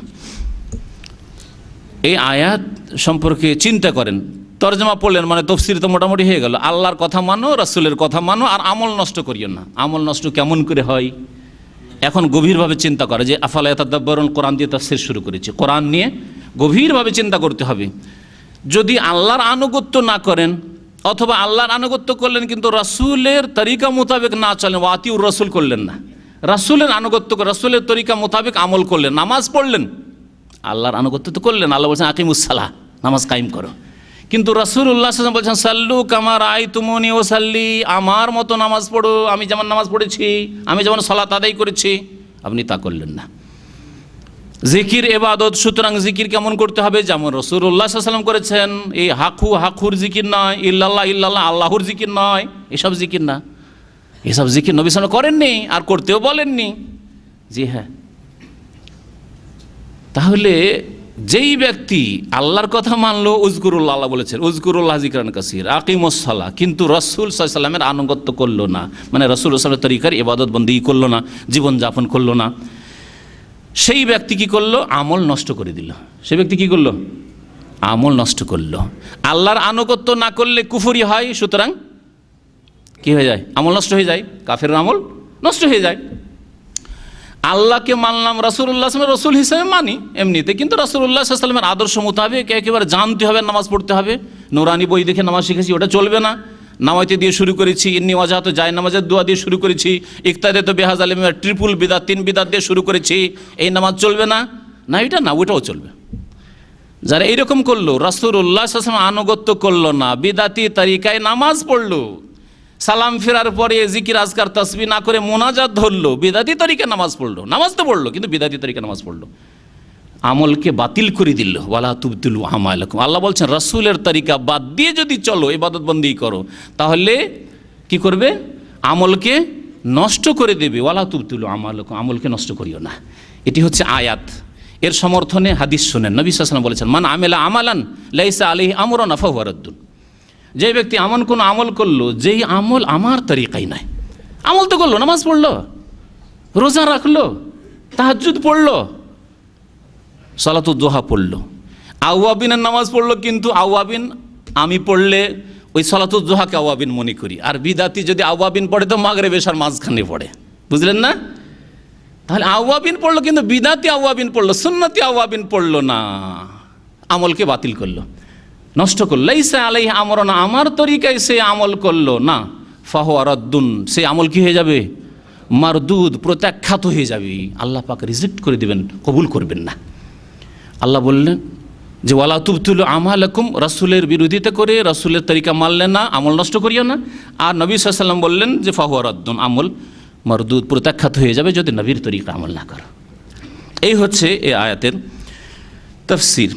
তারপর আল্লাহ পাক ইরশাদ করেছে ইন্নাল্লাযীনা কাফারু ওয়া সাদ্দু আন সাবিলিল্লাহ সুম্মা মাতু, যারা এইরকম কুফরি করে মারা যাবে তাদের পরিণাম কি হবে, বলছেন নিশ্চয় যারা কুফরি করলো, ওয়া সাদ্দু আন সাবিলিল্লাহ, আল্লাহর রাস্তায় চলতে বাধা সৃষ্টি করলো, সুম্মা মাতু, তারপরে মারা গেল, ঈমান তৌফিক হলো না, তাওহীদে আসার তৌফিক হলো না, আল্লাহ এবং রাসূলকে বিশ্বাস করার তৌফিক হলো না, সুম্মা মাতু, মারা গেল, ওয়াহুম কুফার, কুফরি অবস্থায় মারা গেল, ফালা ইয়াগফিরাল্লাহু লাহুম, তাদেরকে আল্লাহ পাক কখনো মাফ করবেন না, আল্লাহ পাক তাদেরকে কখনো মাফ করবেন না। স্পষ্ট তাইলে মনে রাখবেন যে ইসলাম ছাড়া আর অন্য কোনো রাস্তায় কোনো নাজাত নেই, কোনো পরিত্রাণ নেই। এমন নয় যে ঢাকা আসবো, পূর্ব দিক থেকে আসলে ওই রাস্তায় ঢুকতে হয়, উত্তর দিক থেকে এই রাস্তায় ঢুকতে হয়, দক্ষিণ দিক দিয়ে এই রাস্তায় ঢুকতে হয়, আর পশ্চিম দিক থেকে গেলে এই রাস্তায় ঢুকতে হয়। এছাড়া বহু রাস্তা আছে, রাজপথ ছাড়া আরও বহু পথ আছে। এই দুনিয়ার উদাহরণ দিনের ক্ষেত্রে চলবে না। দিনের ক্ষেত্রে আল্লাহ বলেছেন একটি রাস্তা আছে, দুনিয়ার ক্ষেত্রে একটি শহরে ঢোকার জন্য অনেকগুলি রাস্তা আছে। আল্লাহ কথা বলেনি ওয়া মান ইয়াবতাগি গায়রাল ইসলামি দীনান ইসলাম ছাড়া কেউ যদি অন্য জীবন বিধান সন্ধান করে যে সেই রাস্তা দিয়ে আমি নাজাত পাবো, জান্নাতে নেব, ফালাই ইয়কবাল মিনহু, কখনো আল্লাহ কবুল করবেন না। ওহু ফিল আখিরাতি মিনাল খাসিরিন, আর সেই ব্যক্তি পরকালে ক্ষতিগ্রস্তদের দলে শামিল হবে, জাহান্নামে যাবে। আল্লাহ পাক ইরশাদ করেছেন যে আল্লাহ এদেরকে মাফ করবে না, যারা কুফরির অবস্থায় আল্লাহর রাস্তায় বাধা দিয়ে দুনিয়া থেকে বিদায় নিল কুফরির অবস্থায়। ফালা তাহিনু, হে মুসলিমরা, নবী সাল্লাল্লাহু আলাইহি ওয়াসাল্লাম এবং মুসলিমদেরকে এখানে বহু বচন দিয়ে আল্লাহ সম্বোধন করেছে, ফালা তাহিনু,